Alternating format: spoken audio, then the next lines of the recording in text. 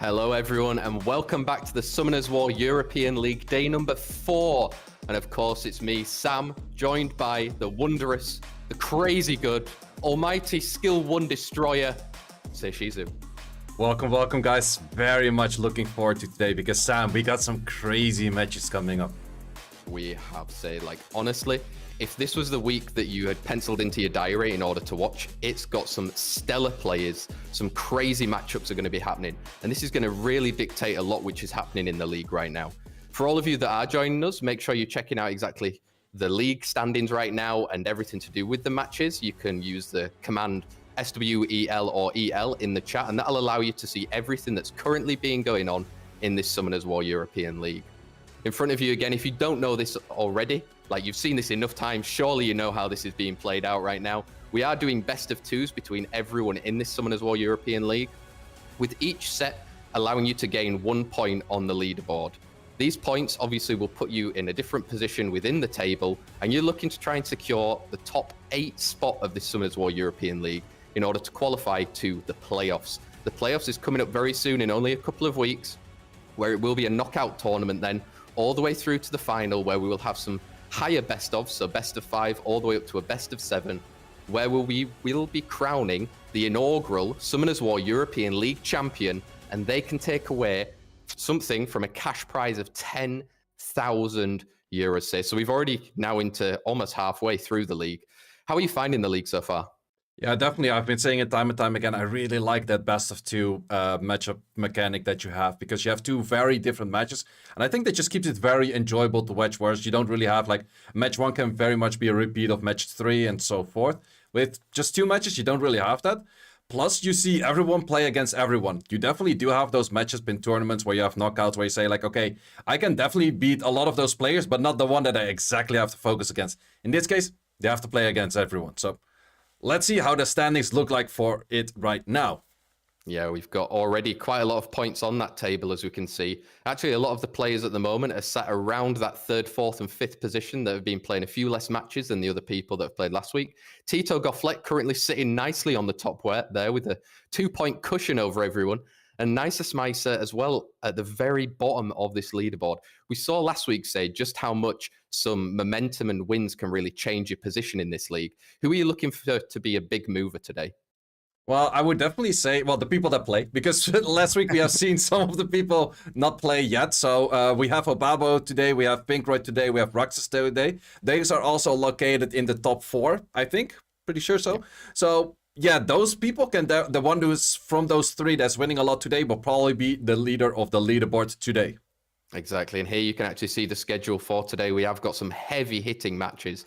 Raxaz, Hansalot, Sambi Sepp, Obabo, Pafix, and Pinkroyd that will all be playing against each other up until those 9 matches.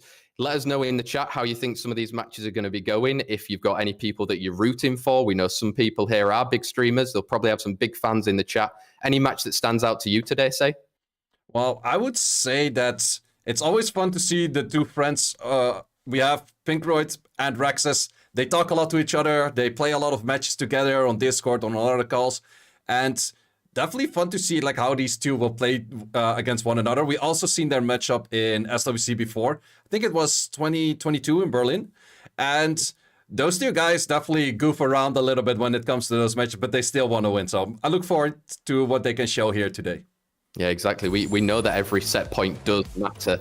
And obviously in front of you right now, Raxaz coming off of last week on some very good form, only actually losing 1 set so far in the Summoners War European League, and he was playing against Glorious, Tito, and Nisa Smicer there. So we know that his Kitan Desheng is very dangerous, but he has other opponents today that do have that monster as well. Do you think it will be picked a lot? Yeah, I definitely think it will be contested a lot. And contested also does include, if they have the chance, they will probably ban it out. Because it's one of those units, the moment it starts taking 1 or 2 turns, it could either be a proc out, it could be a resistant, or just taking a turn by itself. He can just lock down the whole enemy team and do that for a whole bunch of turns. So he could come back from very low HP and still make it a winning match if he has a few friends still on the battlefield that can clear out a bunch of units. Exactly. Very powerful skill 2 and skill 3. Managing to put the opponents to sleep if he can get some strips set up in there, as well as the stuns on that S2 as well. So it's a very, very strong, powerful monster at the moment. You can see as well here his opponent is going to be Hansalot. Also coming off the back of a lot of wins so far. He's only lost 2 sets as it goes right now. He has maybe had some easier opponents in the forms of Adri, Guts, and Angel, which are a little bit lower down the leaderboard. What do you think is going to be important for him today? I definitely do think that Hanselot has to play towards his strengths, and that's just playing on the muscle memory he does. The man actually plays a lot of matches. He's currently also very high ranked on the leaderboard, so I don't think I have to explain him anything about this game. He very much knows what he wants to play. He has a whole bunch of LDs. Sometimes he just toys around a little bit too much with LDs that are maybe not the most fitting, but I think he shows some amazing matches here today. Exactly. They might not be normal or on meta monsters, but it's a different brand of play that I think Hanselot plays. He likes to test things out, use those, and when he does use them well, it can really pay off. If they get found out in this pre-bans or in the Summoners War European League, it might be a little bit tougher for him, but that's why we're here, right? He's going to be facing off against a very strong opponent in Raxaz in that first round. Maybe to mention as well, say, for these two players, they have actually played each other a total of 4 times over the past 2 seasons, so not a lot of times, but it has been a 50-50 split. So maybe it could be a 50-50 of who wins today, maybe a draw, or how are you seeing it? I would say that I think a draw is probably like the odds that I would give it to it as well. I would maybe slightly favor Hanselot because of just playing that much and being that good on leaderboard right now. However, if you play a lot, it's also something that you can see a lot from the opponent. What are they using? How are they using? If something does damage, how much damage does it do? Whereas Raxaz likes to not play that much, kind of keeps the strategies to himself, and then just prepare like pretty much on paper or in his head or anything that way, rather than showing a lot of matches. So we're gonna see today how that works out for those two gentlemen. Here we go. Somebody sound the alarm. The battle of these German stallions is about to commence. Who will be a doomed man? They do both have Doom in there, say. Let's see if there's going to be any of the pre-bans coming out. Let's see if the Khitan Dasheng is respected. Also, it should be mentioned as well, Moore right now has been picked a total of 36 times in this Summoners War European League, say. Probably might see him in some sort of setup for the Khitan Dasheng. Let's see, who do we think could be the pre-bans here? It is going to be a Han and Khitan Dasheng. Pretty respectful bans right there. Yeah, both, like, they're pretty much their signature unit. Also, both the unit that you saw on the video prior to this. So both of their most comfortable units, they're just their strongest overall units that they want to have out there. But let's see what we go for first picks right now. Definitely that Moore is something that I would see as a comfortable pick for Raxaz. Or does Raxaz instantly go for a steal and therefore goes for a cigar? Exactly, he has gone for the cigar. Wow, Hanselot coming in very fast there with an Oliver and with a Zima there. Maybe setting up something with some debuffs. We don't know exactly. Maybe to mention for you, say, Sagar at the moment, 24 times picked in this Summoners War European League. With a negative win rate, though, 45%. Okay, so definitely a unit you see contested a lot, but maybe then not placed in the right comfortable playstyle. Zima is definitely a unit that we have seen being picked up a lot as well. It's definitely very strong because of that skill 1 healing right now. Raxaz picks up that Moore and that Asher, and we have speed contesting with the Yelan Hong. If it's locked in, probably something looking towards a speed lead. No, it's going for a Verd. Maybe going there. So going for a Verd, maybe it's a Swift Verd. We have no idea. Probably not in that position, I would say. But let's see who Rax is going to be answering with there. Obviously, he doesn't have the Khitan Dasheng to answer as well with some sort of thing. Is he going to go for a Chung Pung, or it is against 2 fire units? Say, who are you liking? Yeah, it's definitely a few options. There's not too much AoE damage on the side of Hanselot, so you definitely could go for options revolving around that. However, you don't see the last pick yet of Hanselot. With the draft of the Volantis, you're probably looking at a Zima ban, so I'm not 100% sure if locking it in that early without maybe a Hey Gang would be good enough where you can already say, I'm banning out that Zima, and Hanselot has the option right now to bring a very strong 5th pick. It's a Veramos that we have seen before. Yeah, very much. We've seen a lot of times. Sometimes it works, sometimes it doesn't, depend on how many debuffs are coming out on the field right there. Obviously, the Volantis from Raxaz, a very good pick. Marsha at the moment sitting on a 70% win rate in this Summoners War European League, showing when it's picked in the right spot, say it can be used very deadly. Who are you liking for bans? I definitely would say that Zima is probably still something that we like to ban, but also that Veramos. In the end, neither of them are gone. Deciding against it. Oliver banned out with a Marsha, and we have got Moore with the speed lead and Zima with that HP lead as we get in to our Summoners War European League Day 4, Match 1, Set 1, Raxaz versus Hanselot. Escher is going to be going first, can look to boost up, will boost up, allowing Moore to go in for the strip. Yeah, definitely this matchup is going to be looking at, can that Veramos take turns without being stunned? It is stunned right now, that's huge for Raxaz at this moment. It is. Yonghon has all skills available at the moment. Can look to use the third skill push up in order to try and take some more turns. Verimoss coming in straight after though, so Cleanse is coming through, say. Yeah, Cleanse is coming through, and I would say that Rexus doesn't really have too much going on after this. You could potentially go for a skill 2. See if that works. There's no glancing on that Verdiel, so Verdiel will take very fast turns. And Verimoss is pretty much already ready to go and able to play some stunts right there. Yeah, I think it's going to be important, say, for Escher to try and get some damage through there. Volantis doing a lot of AoE damage, but it's going to be cleansed up by that Verimoss, as you can see there. Gets 3 stuns and a pushback. Yeah, definitely what Rexus is aiming for is trying to get a rotation with Cigar, skill 2 of getting an armor break in, and then the damage from that Escher. However, if it doesn't work in the first rotation, it's going to be very difficult because all of those debuffs are going to be cleansed so fast. The team of Hanselot is still looking very lively. Whereas, I'm not really sure how Rexus can dish out enough damage to even kill that Verimoss, which in most cases is built pretty tanky. Exactly, and with Verd on the other side, just being annoying, allowing to push up the attack bar of all of the team, meaning those cleanses can come through even faster, say now. Yonghon has third skill, who's she going to give it to? Gives it to that Zima. Yeah, giving it to that Zima also provides a bunch more healing. There's so much sustain on the side of Hanselot with that Verd just keeping boosting all of those units. Zima still being able to recover on a skill 1. Verimoss cleansing everything. I don't really see a potential where Rexus can come back on this. Yeah, let's see then. He's got maybe very slight opportunities. Verd is going to be able to push the attack bar up of the whole team and realistically say, I don't see where the damage is coming through on the single target now. Yeah, that armor break was well placed. It definitely did a little bit of damage over there, but Verimoss is soon gonna get skills up. If Verimoss is not stunned, but you also have to get that Verd stun, but Verimoss stuns you, even on this case on Violent. Yeah, I definitely do see a troublesome scenario here. Can we get that provoked? That's going to be very crucial for Rexus at this position.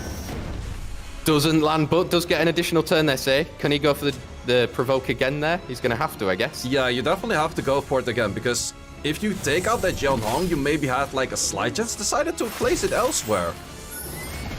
Here we go then. So now Mori's going to be taking a turn soon, but does he Verd get any counter? No. Verimoss, can he look to... He's probably nearly done with that Cigar, say. Yeah, he's definitely nearly done with that Cigar, and there's no healing on the side of Rexus, so I'm not too sure. Like, even if he takes out a unit right now, which it's actually getting closer and closer to possible, but...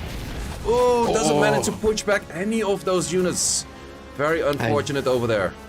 You can see just how powerful that Verdihill pick was there, say. With all the AoEs and not getting the glancing from the Volantis, allowing him to just take so many more turns right now. Phew. Yeah, definitely a Verd pick is one of those interesting picks. Like, if you would say a Verdihill has to count on the first hit and that is my winning condition, you're looking at a 45% winning condition. But if the Verdihill is there for longer parts of the fight, it's definitely something like, okay, 45% chance of the time, but it's going to be a lot of time, so definitely it will happen at some point. And in that case, a Verdihill pick like this one over here is very strong. Yeah, definitely, and I think it's probably going to be enough for that bomb damage and more. We were speaking earlier, maybe not a 1 versus 4 monster right now, say, and it's going to be taken down by that Zima. Wow, Hanselot coming out. First blood to Hanselot, 1-0 against Rexus, say. Really good sustained picks on the side of Hanselot there with the Verimoss, with the Verd managing to just allow it to do more cleansing. Strong picks. Yeah, definitely strong picks, and that's also something you have to keep in mind if you're looking at Volantis. Especially if you're already looking at Volantis, looking at like, I probably have to ban that Zima. If your opponent is as strong as Hanselot, he will find those units that you also have to ban, and therefore get in a troublesome position. Here we are then. We're going into set 2 right now. Pre-bans have come in now. The Moore and the Yonghon there, say. He does have options now with the Han and the Khitan Dasheng back on the field for Rexaz, but I think it's going to be determined by stealing that Cigar. Yeah, definitely that steal of Cigar is very common right now. Hanselot normally likes to use Chandra, but I'm not really sure if Roxas would like to play a Chandra without a Cigar, because most of the time these two are paired. And also the first pick of Roxas is gone right now with that Moore being gone. So Roxas could go, if he wants to steal speed contest, go for an Oliver +1, maybe an Oliver plus an Escher or anything. Actually, he likes to still take that Chandra. Steals it, but plus the Escher. I mean, both of these units we've seen a lot of at the moment in the Summoners War European League, say, with the Cigar and the Chandra. Both not sitting very healthily on minus percentage win rates of 44 and 45. Wow, interesting from Hanselot, though, going for Vanessa and that Ella coming back out. Yeah, that Ella definitely does signal that he's probably pairing it up with high damage, single target damage dealers in that slot 4 and slot 5. So that could be like the Federica, that could be that Han. And we have Raxus picking up the Smicer and the Masha to prevent those units probably from coming out soon. Yeah, let's see then how Hanslot is going to answer with that. I've also seen from some of his replays, he has been doing a lot of pushback when he's partnering it with an Ella to try and get more just CC going out on the field for him. But obviously, like you said, that back pocket Han and the big damage, deciding there to toy with an AoE in. Oh, I definitely do like this setup because he does signal, or he does know that Raxus doesn't have that many strips. However, the Masha can kind of deal with that as well because Masha will get immunity. If Raxus would lock in a Veromos of himself right now, I think that Veromos would do very fine. So definitely Veromos or Juno or anything along that line. Probably a Veromos is better because Juno will cleanse herself and then Juno's not going to heal anymore. However, your allies are dying. So I kind of like the Veromos more in this position. maybe a Veromos would signal an instant ban though. So in this option now, let's see who the bans are going to be coming in. Maybe it will still be that Juno, say, as you were saying. Who are you liking on the ban on the side of Hanslot though? I would say you probably have to take out either that Rika or that Gerald. I would rather take out the Rika because Gerald doesn't have that much base HP. It's probably easy to take out in the battlefield itself. Let's see then if he is going to be deciding that, using the full 30 seconds this time around. We do see a Juno ban. This time we see Rika being respected out of the field. Obviously partnered against the Juno could be dangerous. Speed leads for both of these guys right now as we're getting into Summoners War European League Day 4, Match 1. Set 2, Raxaz versus Hanslot. Can Raxaz regain a point on that leaderboard with Escher going first? Is he going to look to boost up the whole team? We know Vanessa is coming straight behind there, say. I definitely think he goes for the boost, but the big question is, could he maybe take out the Gerald before it takes a turn at least once? You will still get the revive up pretty fast, especially because of the Ella skills. Yeah, that's definitely what Raxaz is going for. This unit, missed the armor break. That is huge, the armor break. But it is not looking super healthy right now. Smicer does have opportunities to land the bomb on there. Does get it. Doesn't quite get through the resistance of Vanessa in order for any strip and silence. But we're going to get a bit of healing for no reason. Well, the healing, currently not that useful yet. Did not get the strip and removing of the immunity on the side of Marsha. So that's really huge for Raxaz. And for that reason, Sagar also has to go for the skill 3 over there. He does now. With obviously they're going in for the Sakar, allowing the cool time. So he does have it up again. Can look to strip and gets provoked on 3 of those units there, but maybe not the crucial one. Yeah, the main unit that we're looking at is that Masha, because the only actual full damage dealer on the side of Hanslot is going to be that Gerald. Gerald already has a bomb on him. If Masha gets the skill back the moment that the Gerald also dies just once, it's definitely something that Masha can pick up and kill again. Exactly, and she can't kill him right now because of that skill 3 from Vanessa, allowing it to revive us again. Smicer, opportunities to put a bomb down again. Are you going to be going on that Cigar? Yes, and lands with a stun. Yeah, definitely nice work of that Smicer over there. In this case, could you maybe put too much health towards the unit where... No, I think the Smicer bombs should still do enough, but we also have a little bit of chip extra damage. Does get an additional turn though, that's a very favorable additional turn. Does land a lot of debuffs, but didn't land anything on the Chandra, and the Marsh of course had that immunity up. Exactly, and Marsh is going to be taking another turn, can look to use that second skill, gets the defense break and the kill confirmed on that Geralt. So realistically now we need to be turn cycling for Hanslot to get him back alive, say, or what are you thinking? Yeah, I definitely do think he needs that unit back alive. The moment that that unit is alive, he can do a lot more in forms of damage. However, we do have quite some nice healing coming up for Escher. We have revived on the speed buffs. Ella does have most of the skills available, but I think it will still take quite some time to actually get a unit back on the field that can do that a lot of damage. Yeah, exactly. Escher now piling in that damage into the Cigar. Will probably fall down to that bomb at any time soon, but I think the third skill is back on Vanessa there, so it will revive, say. Yeah, I definitely do think so as well. However, there's an interesting interaction where if you would silence, in this case, it was not there yet. If you would silence with the Smicer on the Vanessa, the passive won't work. So that's definitely a nice interaction where you do see people like to pick Smicer into a Vanessa simply because of that silence and then the passive not working, as of this position. Exactly, silence very strong, and Marsha right now can take out that Vanessa. Huge damage coming through. 1v4 unit, not likely to be an Ella with a bomb on her head as well. No, definitely not one of those units that would take it. And there we also have a draw, which is 1 point for both of those players. Wow, huge then. So Raxaz managing to regain a point there against Hanslot. It's going to be huge for him in terms of the positions on the current leaderboards. We'll that should be live updated anyway. So guys, if you're wanting to understand it, make sure you have a look. Use the command SWEL. Wow, so he managed to then obviously change things from that first round there, save, taking through the Marsha and managing to get that single target damage through Hanselot. Good pick in the end. Yeah, definitely a good pick. The Marsha was definitely well placed over there, and therefore I didn't really like the double fire damage dealers that were mainly aiming towards a lot of debuffs. It is definitely very strong, but it is only very strong if you can actually land that on all units on the field. In this position, the Marsha mostly has immunity, so it doesn't really work. In this position, also the Chandra is the wrong element, so you're not gonna land too many of those, and that kind of did it for Hanselot, that those units that were supposed to do a lot of damage didn't bring enough damage, and then Rexus could take over. Yeah, it seems like it was kind of roles flipped from the first match. The first match he was ready with the sustain, and then in the second match, obviously, Raxaz didn't have so much sustain, but he had that Escher allowing to boost everyone up with the speed buff, and then allowing a little bit more health coming through. And obviously, Smycer with that skill 1, allowing a little bit more health as well. Staying healthy is always the goal, making sure that you can win there. So yeah, we're going to be going now into our second matchup of the day. We actually have Sambi Sepp versus Obarbose. Both of these guys looking at the moment on also very, very good form as they're coming into these matchups. As we know, these players have also been playing in the similar round of rotations from the previous league days. So they're going to be playing, their history is kind of similar to the other players that are up in this day today. First player being Sambi Sepp. Actually, at the moment, has won 3 out of 6 in the Summoners War European League. We did see that crazy tech from him in, I think it was League Day 2, where he was using the Oblivion with the Yennefer and some other crazy stuff. Do you think we might see that again today from him, or back to his Dark Beast Rider? I think it will be more focused on the Dark Beast Rider and the Tian Lang, because that combination where you go in with like a Heigang, a Tomoe, the Water Jennifer, you add in the Devil Maiden, that's Wind, Layla. Those kind of units work very well if you take the first turn. But if you're not taking the first turn, it's very hard to get those, just those whole combinations off. So we do know that Obarbolo definitely does like to take that first turn with that Athna, with all of those crazy fast units that Obabo has. So playing that against Obabo, I think will be a lot more difficult. Yeah, and we can see that Obabo, probably a big favorite within the chat as well.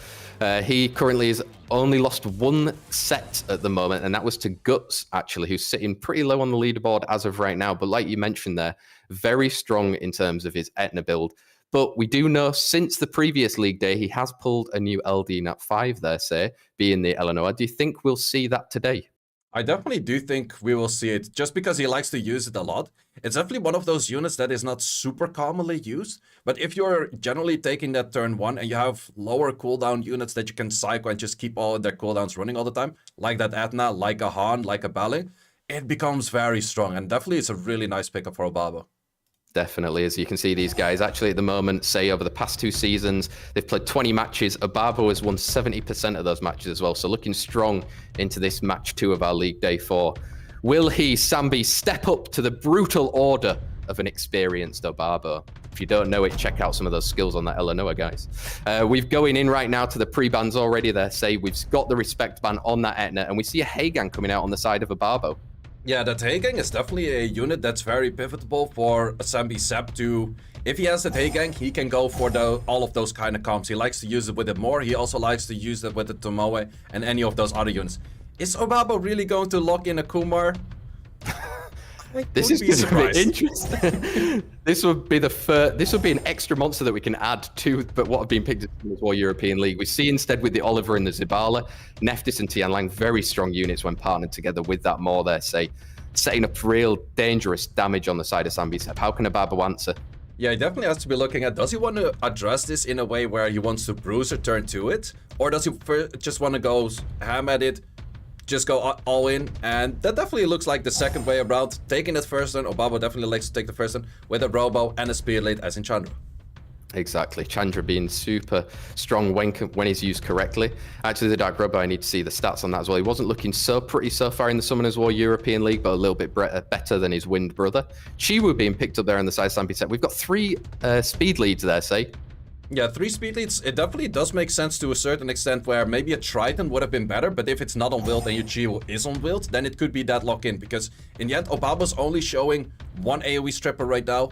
It is something that you could maybe ban out, and then Sambi Sepp just goes back to his comfortable pick with that Siana. Yeah, and now Ababo has the option. He's got that last pick. Does still have a hand there, deciding maybe instead for some sustain with an Abelio in order to obviously not allow the damage coming through from Sambicep to do all too much. Sonya instead, very aggressive instead there, say. Who are you liking for bans? Are we banning out speed leads or... No, straight in with a Nephthys and a Zibala. Very fast answer there to those units. Both of them taking in the speed leads. Obviously, Ababo has that 33 over the 24 of more. Summoners War European League Day 4 Match 2 Set 1 between Sambicep and Ababo. Sonya is going to be taking that first turn, say. Is she going to be able to have enough damage? Yep, on a Sienna, you definitely do enough damage. But now it's going to be the question, can this Moore actually push back enough? Manage to push back a whole bunch. In this case, you could decide to go for an S1 armor break and then kill it with the Sienna afterwards. Or you could try to get stunts. He managed to get a few very nice stunts. Following up with a Chiwu as well, putting the glance in over there right now. It's probably going to be a dead Sonya, I would say, from the side of Sambicep getting a unit off the field, but he's got a few options there. Yeah, definitely either the Robo or the Sonya is a unit that you can take out. The Robo is more easy to cycle back into skills, whereas the Sonya you can also take out with the Chiwu skill too. However, we do have Oliver gonna be doing Oliver things. There is a Tianlang on the other side of the field though, so Oliver is not doing too much of Oliver things. No, he's not. Oh, landing a good amount of damage there on the Sonya, but he is going to be defended now by... Oh my god, is he going to get stunned and slay? Oh! He does manage to get a very crucial stun on that Chiwu right here. Because of that Chiwu being stunned, we see Sonya taking another turn, maybe a few more turns, because the Chiwu is going to be the unit to be taking out that Sonya. Definitely is right now, and putting more damage through into that Oliver with the slow on him as well. Can he get the defense break? Does. It's not quite enough to kill save, but Oliver's going down soon. Yeah, oh, and there's one more stun once again for that Chiwu. However, we still don't have the skills back from that Sonya. We need one more turn on it. We do, but it's going to be coming probably soon, but that defense break is huge on the side of Sambicep there, say. It's going to last as well. Yeah, that's definitely going to last quite a while, and we have more coming up with the skills pretty soon, so even if he takes out the Tianlang over here, we're going to be looking at a Chandra doing a 2v1 pretty soon, but that's probably not gonna happen. No, it's not. He's putting the damage there. What? Instead into there. More probably going to finish things up with the second skill. Does. Wow, Sambicep managing to take first blood against Ababo there, say. Huge for him, and it's going to be huge for the leaderboard as well. Only the second loss that Ababo has had in this Summoners War European League. I think we can see there that the competition for speed kind of in the end outweighed for Ababo, and Sambicep, obviously that beast with the passive allowing it to only drop down and still be on the field. How important it was, right? Yeah, absolutely. Normally Sonya wants to take out the unit completely, but in this position, I would say hitting it on the Sienna would have been the right choice, but it maybe wouldn't have been the right choice to pick in a Sonya at that position. Sure, it did speed out, sure, it did take out one life, but the cat had 2 lives, so it didn't really work. No, and you can see there respect band straight coming out from Ababo, but on that Tianlang, Zibala on the side of Sambicep. That Tianlang managed to do so much work there, say, as well, with the 2 stuns at the very beginning of the match. Really puts you in a negative position to start off with. Ababo now has first pick. Yeah, stealing that more.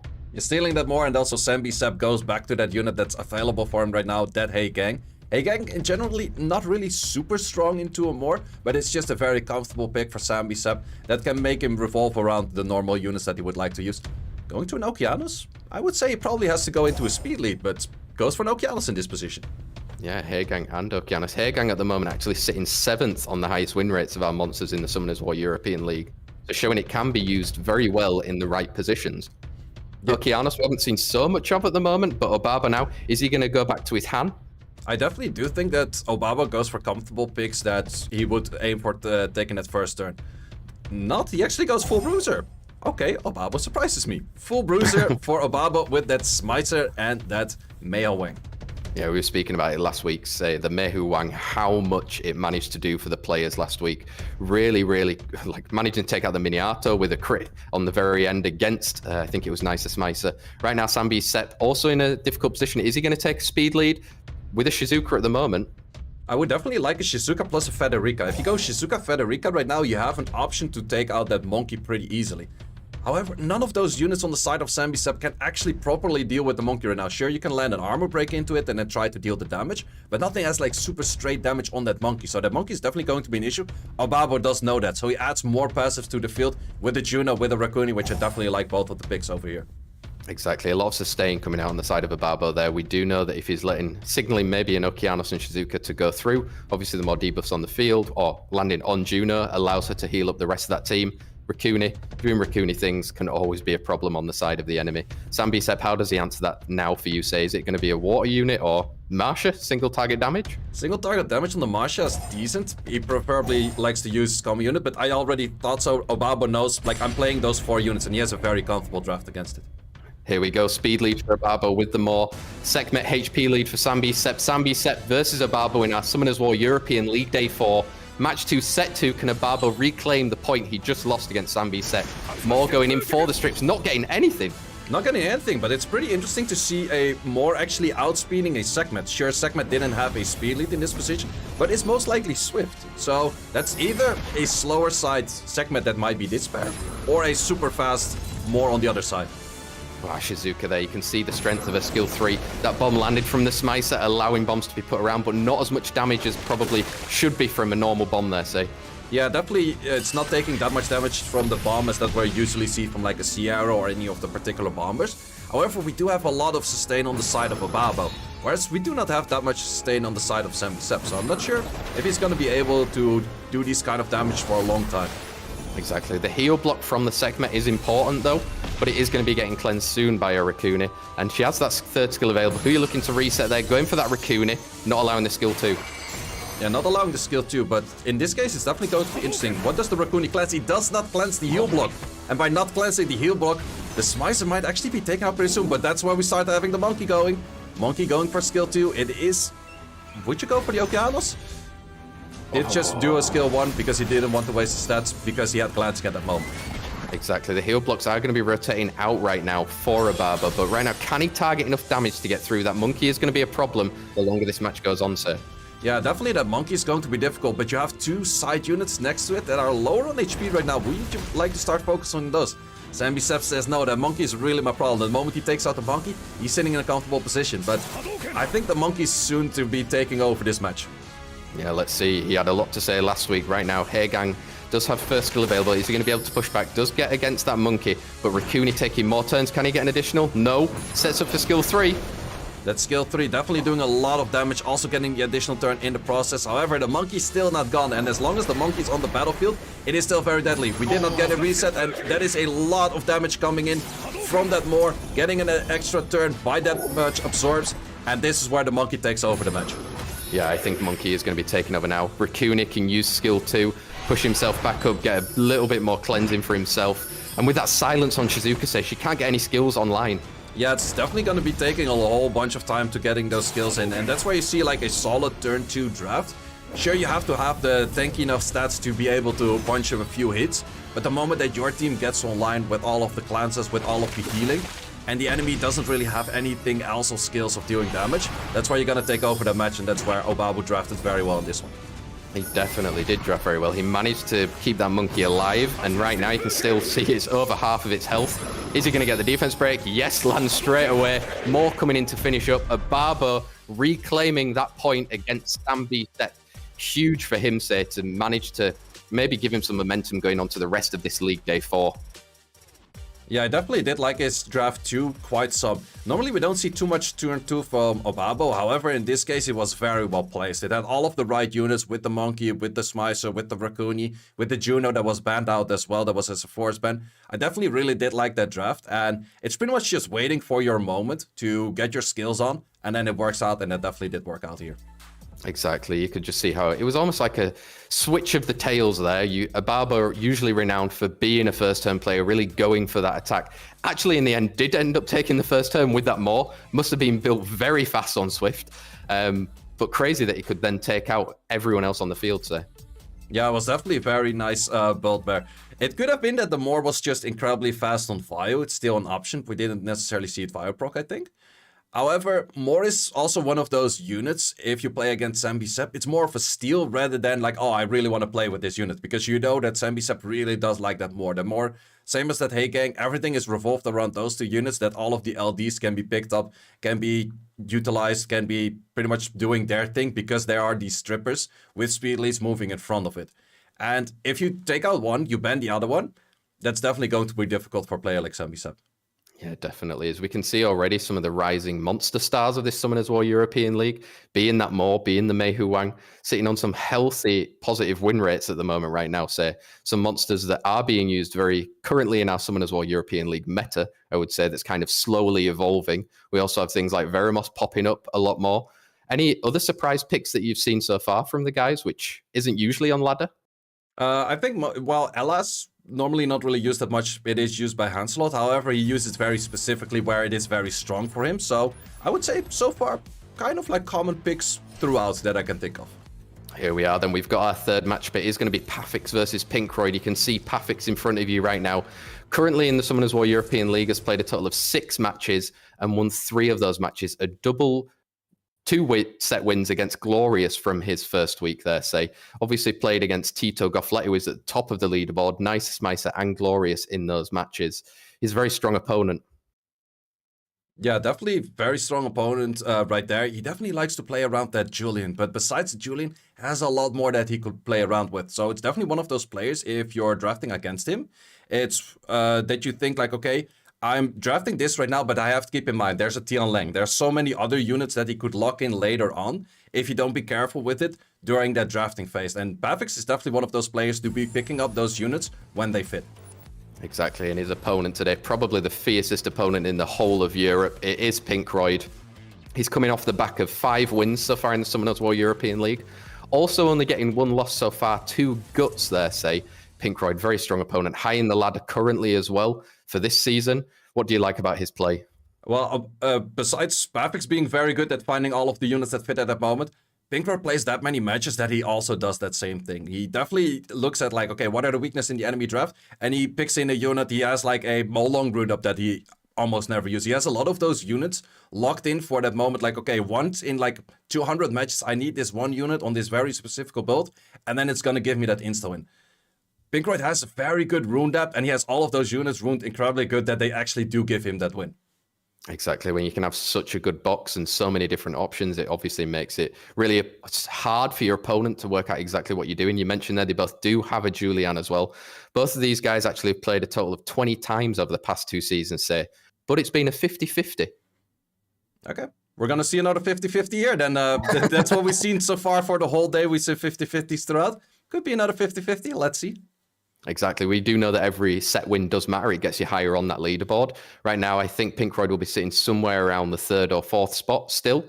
But if he can secure 2 wins right now, it's going to boost him up probably all the way up to 2nd in that leaderboard there. So very, very strong. But let's see how they're going to get things out. We're just waiting for the match to start. Crazy that these guys are going to be playing each other. I don't think they've played in an SWC against each other, though. No, I don't think so. Maybe in the prelims. I think Pavix didn't make it to a cup yet. But he's definitely a strong contender that might. He's definitely very high up in the leaderboards all the time. He's hovering around like, I would say like rank 30, rank 40 most of the season already. So, and he definitely likes to play a lot of his matches. So I would definitely be not surprised if we see him at an SWC at some point. Yeah, interesting you say that. I'm just looking at the stats. He's been, over the past 2 seasons, Pafix has played almost 4,000 matches, which is crazy if you think about the amount of time and dedication that these players are putting into the matches. Pinkroyd over the past 2 seasons, a little bit less, but let's give him the benefit of the doubt. He did make it to an SWC, to the World Finals, and managing to get into that semi-final matchup. Where I think he lost to Lest, if I'm not mistaken there. So I think he lost last year against Truewill and the year before against Diligent. So he has been, or Tars. Well, no, Tars was the year before that even, I think. He's been there so many times. He's been there a few times. He has won the European Cup a few times. This is the European League, something different. Can he also win this? We're going to see if he can claim those 2 points here right now. Let's see, whose Julian will strike blood and sink their teeth into victory? Who were speaking before, they both do have that unit available. Pre-bans coming in there, say, Moore and Vanessa. Interestingly enough, just want to add, Vanessa at the moment currently sitting only on a 30% win rate in our Summoners War European League, say, but it is a good setup for a Julian. Is that a ban reasonable? Yeah, both of the bans are very reasonable. It's one of those core picks that both of the players like to use for their first picks. Now it's going to be very interesting what Pinkroyd likes to pick as first, because he could go for an Oliver, but it's not really the style of Pinkroyd too much to go for an early, that early of an Oliver pick. Yeah, let's see who he's going to be deciding to lock in then. He does obviously have Yitan Dasheng in his back pocket. We know Pinkroyd is renowned for also even first picking an Antares. I don't think quite in here. Stealing that Julian, as we were mentioning before, though, say. Yeah, definitely an early steal on the Julian. What Bafix could do right now is knowing what Julian loses against and then picking those units. Goes for a Kinky. That's a very early Kinky as well. Yeah, Chandra and with the Kinky there. It's an interesting pick to be picked so early. We do know recently after the balance patch, it's not going to be doing as much as it can during those matches. How are you going to answer to that? Say, is he going to take speed lead? Cigar? Cigar, definitely looking for a Bruiser matchup. I wouldn't be surprised if something is picked up like a Pure Vanilla Cookie or a Riley, something to give that attack buff and make the Julian a lot stronger, but it's definitely interesting to see. Yeah, Sekhmet being partnered up there as well, so still contesting for that first turn as well. Sekhmet usually built very fast because of the high base speed on that unit. Pafix right now, also similar with the Bruiser. Do you think you can see some sustain coming in here on the units that he picks? Yeah, I definitely would say that he has to go for some form of sustain if he wants to match that. The Kinky is kind of on a weird position where you can't really go for anything where you would say like, okay, now I'm gonna go AoE-CC. So he does lock that in with a Juno, which is a strong pick. However, it can be obliviated as well by the Pure Vanilla Cookie, together with that Riley. Yeah, ooh, maybe answering with the brother of Kinky right there. We've got a Suiki. We saw how popular it became, especially in the Asian region during last year's SWC. So partnering there with a Feng Yan. This could be a very Bruiser match, a different style from Pinkroyd, I would say. Yeah, definitely a very different style and a very Bruiser-heavy setup for, I would say, both players, because Bafix is probably gonna lock in a high damage dealer on that 5th slot as well. Otherwise, Kinky would be the only damage dealer, and I don't think that's enough. Goes in with a Diana. Interesting. Diana not being so fortunate so far in the Summoners War European League, but it has been played mainly by one player, Nicer who is at the bottom of the leaderboard right now. Bans coming in. Are you going to be looking to take out that damage then, say? I would say the Pure Vanilla Cookie enables a whole bunch of units to place extra damage, so it could be the ban on that. Apparently it's not. We're having a ban on Suiki, but we do have the Diana on the field. Yeah, Diana managing then to go through. Obviously going to be important to see how much you can get, how you can get rid of that, Julian. The attack lead from the Adriana, and coming in from Pafix there as well. We're going into our Summoners War European League Day 4, Match 3, Set 1, Pinkroyd versus Pafix. Sekhmet with third, going for second skill instead there, saying, looking for maybe a defense break, set up a Julian. That's a pretty early thing to go for a skill 2, because the Juno will actually take a turn in front of the Julian. However, that is also definitely an option right there. You have a Oblivion and a armor break sitting on your Kinky right there. But the Riley is going to be taking a turn, wanting to try and take away which, not quite the heal block, so the damage coming in against that shield, not a lot, say. Well, not a lot, but he took away the Oblivion. Taking away that Oblivion did mean that the Julian couldn't crit. Julian without crits is gonna deal a lot less damage, but the Feng Yang still likes to do a lot of damage on that. We have a proc going on that Julian, taking a stun towards that Diana. You can see just how easy it is to turn cycle with that Julian. Any additional turn will then set up a potential skill 2, but Diana there having as an answer. Managing a stun as well, say. Very nice stun. You can also put back the immunity right now, and Diana will definitely live another moment at this position. The Diana might be able to go through the Julian with a lot of damage, and therefore take down the Feng Yang rather than you actually have to hit the Feng Yang yourself. Exactly, it's all about where are you going to target that damage, deciding for the defense break on the Juno, just trying to get rid of it off the field, say, but it's got a Riley supporting it.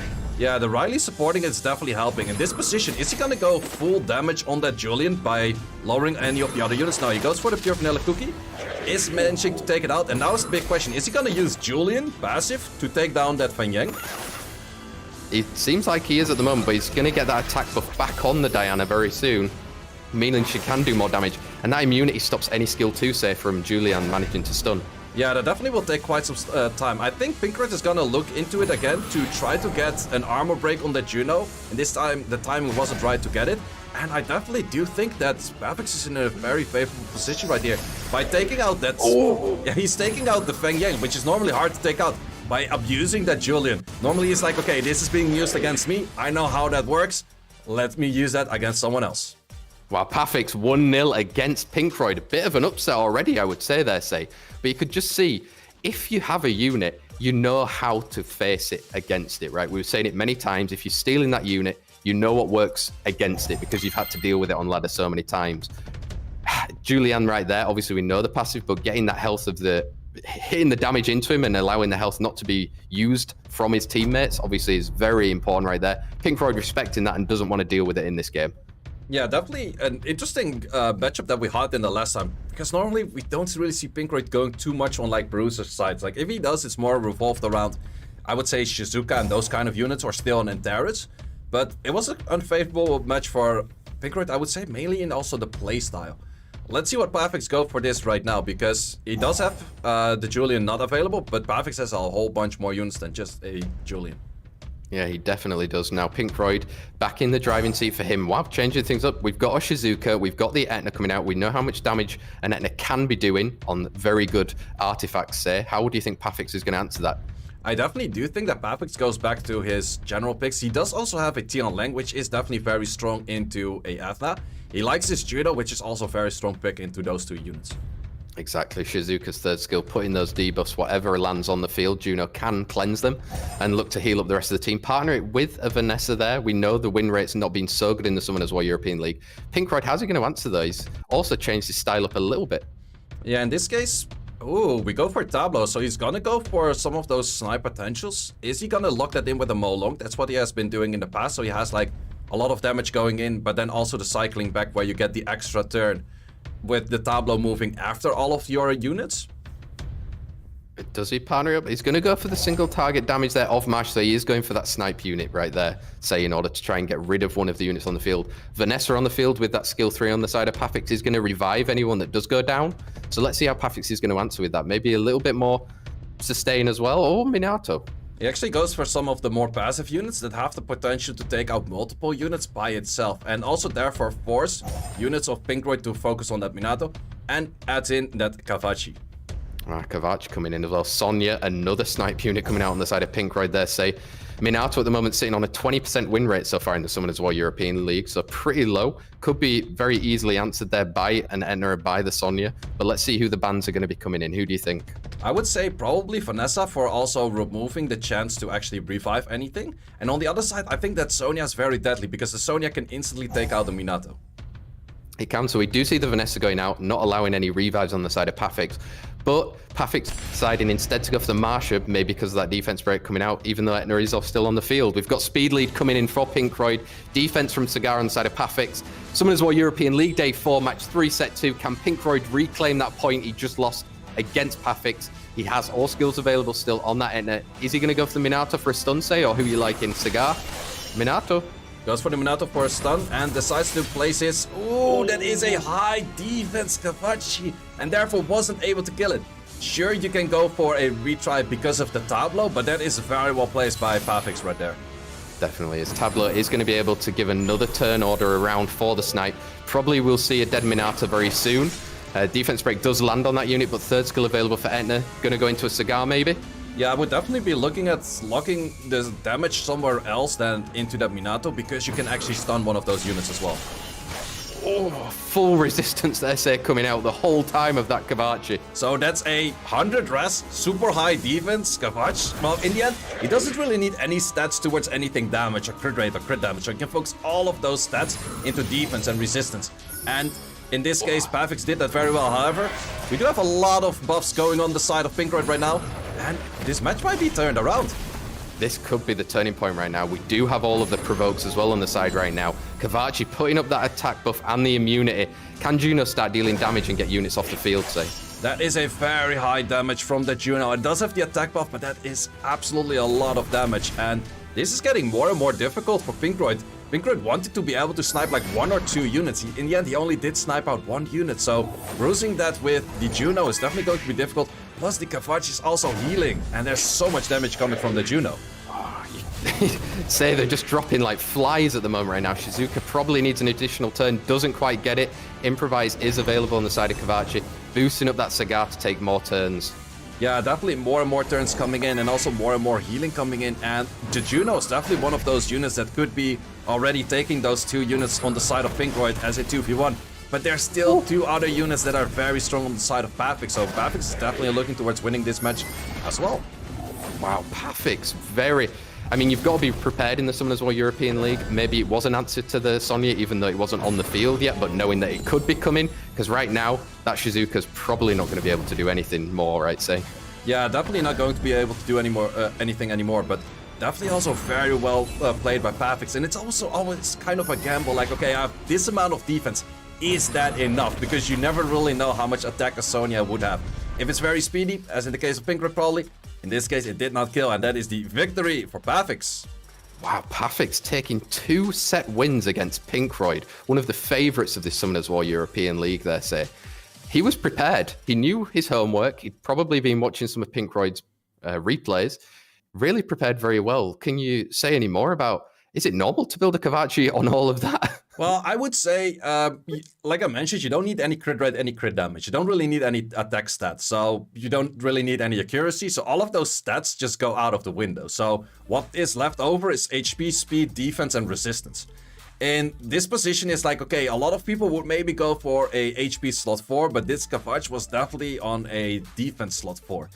With that said, yeah, just one defense slot 4 already being enough. That means that Pafix has really good rune quality on that Kavachi for defense.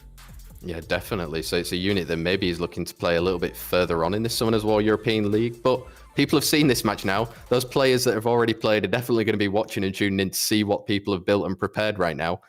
Wow, crazy for Pafix right there. I think that's going to take him very high up on the leaderboard. As we know, 2 set wins or 2 points can really boost your position in the Summoners War European League. How do you think Pinkroyd comes back from this, say?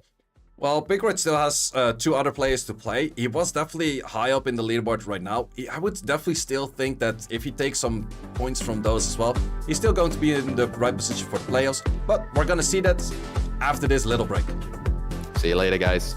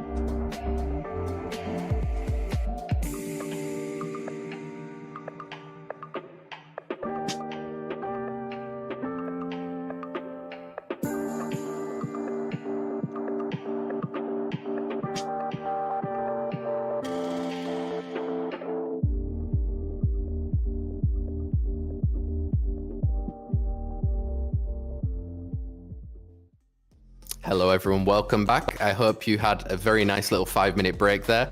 Me and Say definitely did, and it was crazy actually just refreshing everything on that leaderboard right now in the Summoners War European League. Say we were saying right now that win for Pafix, or the 2 set wins, have given him 2 points to rise above Pinkroyd now in those overall standings, just showing how much 2 points can do for you in this Summoners War European League, right? Yeah, absolutely. And that's also where it means like every point counts, and then losing one is fine. But in the end, it's just better to win both.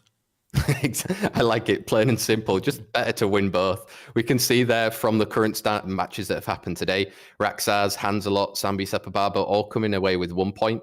Pafix at the moment with that 2 against Pinkroyd, but there are plenty more matches, at least 2 more matches for Pinkroyd today to try and get some more points. Make sure you're letting us know in the chat who you're favoriting, who you're supporting as of right now in the Summoners War European League. We want to check out and make sure that we're giving you guys the best content possible. So really give those guys some support. They're going to be needing it as the Summoners War European League continues over the next few weeks. And for us, Say, right now, we are going to be having a pretty stellar matchup in Raxaz versus Obabo. Both of them coming off the back of a draw. Do we see another draw? I definitely would give those 2 players a 50-50. It's definitely a difficult one. They actually have been playing that back in SWCs as well. I think back in Berlin 2022, you had the exact matchup of Obabo against Rexus. I think Rexus came ahead at that moment, but it was a very close best of 5. Definitely was, and both these guys have a lot of similar units as well right now at the moment. But whose cannon hits harder in this European blockbuster? Bellissimo. Well, let's find out if that unit is going to actually get picked then, Say, Bella. Pre-bans will be coming in on the side of Rexus Obabo. Do we see more? Do we see an Etna respect ban? Let's find out. Who do you think? I would say Ethna and the Light Monkey. Those are the 2 most common units that the opposing side is using a lot. So I definitely would be able to see that. Bella for both players is actually not used as much. It's more of like a later pick, or if they specifically rune up for it. I do know that Obabo has like a playstyle where he likes to switch around his runes and therefore often doesn't have units runed, where his Han isn't runed or his Bella isn't runed. I think Raxas definitely has a very strong rune depth where the units are always runed. So I would say in this matchup, it's more likely, if so, one of the 2 is gonna play Bella, it will be Rexus. We actually see an Asher and a Zibala, so 2 very fast units off the battlefield, whereas all of the LDs are still on the battlefield, potentially. We hope for that, Say. We definitely hope for that. Actually, these guys have faced each other 18 times in the past 2 seasons on Summoners War, with Obabo having a 56% win rate against Rexus. So it is a close one, but Obabo may be coming in a little bit more as the favorite right now, locking in that more. We've seen how crucial he's been in the Summoners War European League. Say, so many people picking him, and if you're not picking him, you're pre-banning him, right? Yeah, definitely Moore is the most contested unit so far. Question for Rexus is, does he want to match in with Speed Lead? So could he go for like an Oliver plus something? Or is he actually gonna go from the moment right away saying like, okay, then I'll play turn 2, maybe going into like a Chandra, into a Cigar, those kind of units? Yep, that's where we have him. That's why you're here, Say. Look at that calling right there, guys. Casting, on point, Chandra and Cigar. We know the win rates for these 2 when partnered together haven't been so good, but let's see if Obabo has an answer for that. He still has the Etna available, Say. And we finally see it. The new LD is on the field. Yeah, we have the Polar Queen with the Atna. 2 very strong units right there. If Rexus wants to turn 2 this, it's definitely going to be difficult. You could say like, okay, maybe a Juno plus something. It's absolutely strong, but it's also still very hard to actually get your turns in to potentially do something. But I would say something along the lines of a Juno, maybe another fire unit would do a lot. He goes for a Smicer, but that Juno. Smicer and Juno there. I also maybe even like to see a Meihu Wang, maybe a little bit early at the moment in the pick for Rexaz. Obabo has free reign to try and answer into those 2 units. We know he's been partnering up on ladder with a Ganymede, Say, but against the Juno, against the silence of a Smicer, maybe not so favorable in this position. Yeah, probably in that position is not as strong, but actually a Meowang on the side of Obabo is very strong into the units of Rexus right now. However, decides to go for another speed lead into Moe and a very high damage on the side of that Han. Yeah, looking to snipe out a unit if Han does manage to get through, and that turn cycling from Eleanor as well. It's going to be very strong. Raxaz, how do you think he's going to answer that, Say? Does he need a bit more? Is there a Veramos coming out? Yeah, Veramos is an option. However, the big issue is that you're gonna be eating a lot of armor breaks from either the Etna or the Han. And then there's also a lot of pushbacks from the Tomoe. So Veramos might not really take too many turns in this case. However, I do think it's a nice place in this position. But for the bans, I would say Han is probably the highest damage. And we have to take out that Veramos. They've both been banned out then right there. Veremos and Han, meaning that we're likely to take the speed leads going through, which is confirmed. It is our Summoners War European League day number 4, match 4, set 1 between Raxaz and Obabo. Obabo is going to be taking that first turn with the Etna, looking to go into that skill 2, but getting a revenge there from the Juno, say. Getting a revenge. If he gets some Despair Stance, does not get a single Despair Stance. That's really what Raxaz was aiming for. However, we still have a unit not being stripped, but now we do, and it's done. Definitely, the second skill can come through now from that Tomoe. Look to put suppression and then spread it around the rest, but speed tuned with that Elanoa there, say. Yeah, Elanoa moving in between. You could go for a skill 2, even putting more debuff, so that also gives more absorb towards the Tomoe, and then we can go for the whole thing once again. Juno is definitely a hard counter into this. However, the issue is, if the Juno's not gonna take any turns and your units just go off the battlefield, it's not gonna be any healing for you. Wow, very nice play coming out from Obabo there. Not managing yet, but more surely finishes things up. Wow, crazy, very nice setups there. Yeah, definitely a very nice setup. It's definitely one of those comps that's very hard to play turn 2 into. You kind of want to contest turn 1. However, Obabo in this position very smartly banned out the most speed contesting unit from Raxaz, which is that Asher, and therefore you have the victory from Obabo with a 1-0 at this moment. Wow, Elanoa just showing exactly how strong she is. I know it's his new unit. It was his most wanted as well. Probably some people in chat that have that unit looking at you, Scribble Bibble. Maybe that's how you should be using it. Call that out for you. But Obabo showing when it's used in the right spot can really do some serious work in allowing the rest of your team to set up that damage there, say. Are you expecting a pre-ban on that one now?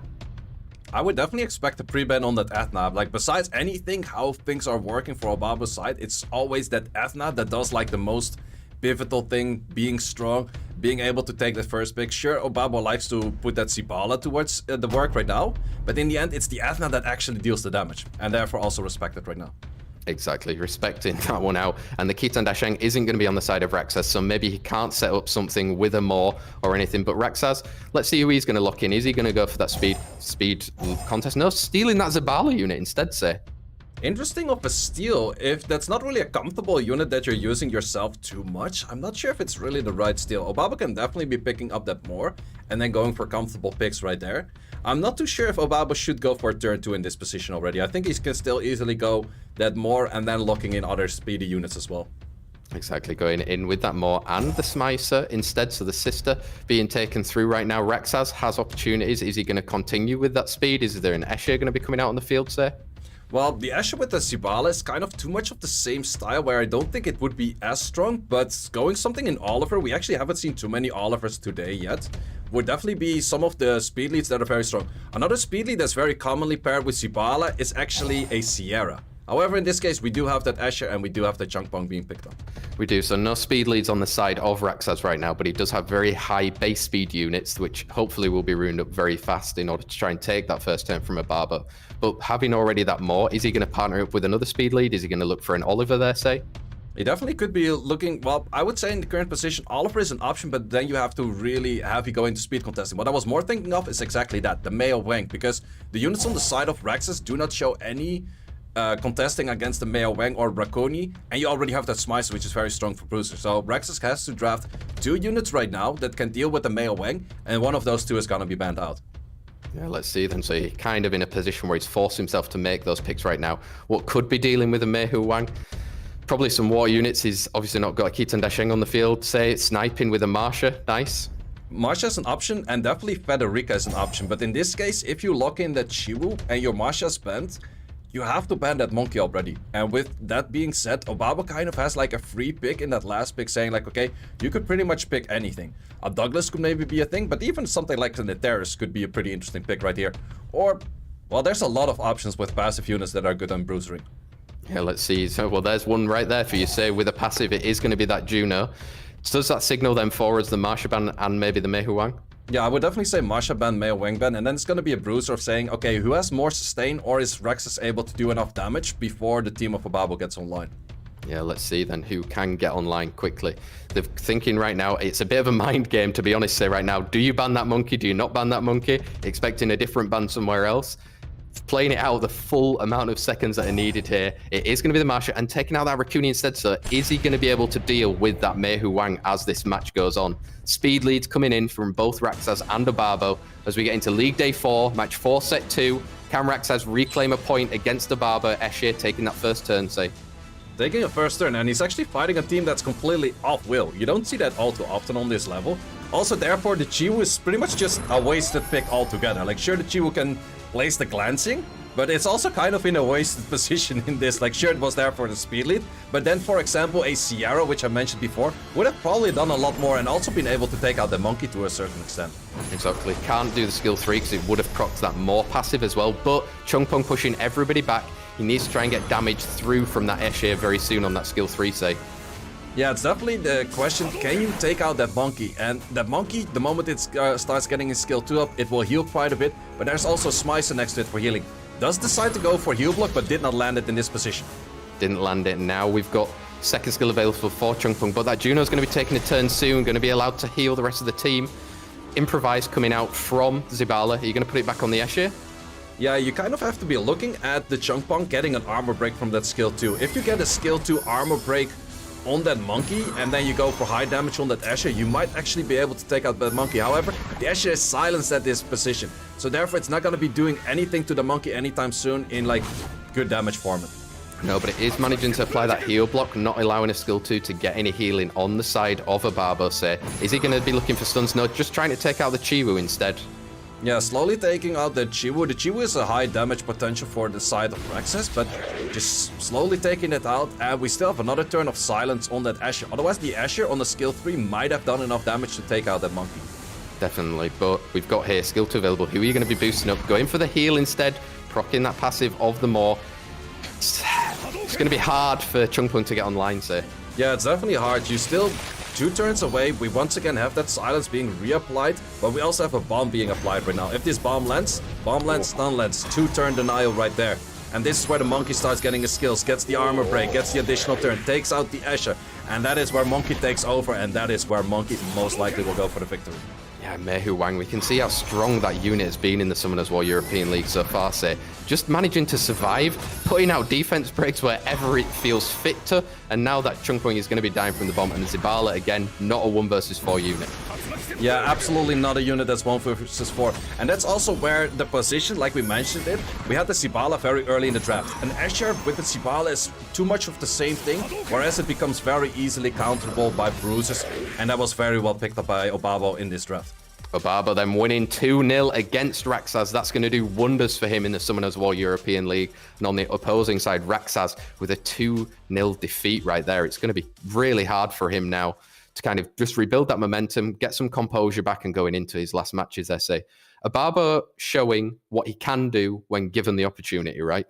Yeah, absolutely. With that turn 1 comp, it's very deadly to play into. But the moment that it's banned out, I don't necessarily think, or at least the Athena is the banned out, which is the most important unit from that whole comp. I don't necessarily think that you then also have to go for a steal, because that's where Obaba takes over and then goes for the bruiser side, which is normally strong against him. That is strong against the turn 1 that he plays. However, not everyone has those same units as Obaba does with that Athena, with all of those units that do an insane amount of damage, as we saw in that match 1. That's where you just get in that Monkey, and none of those units could actually deal with the Monkey.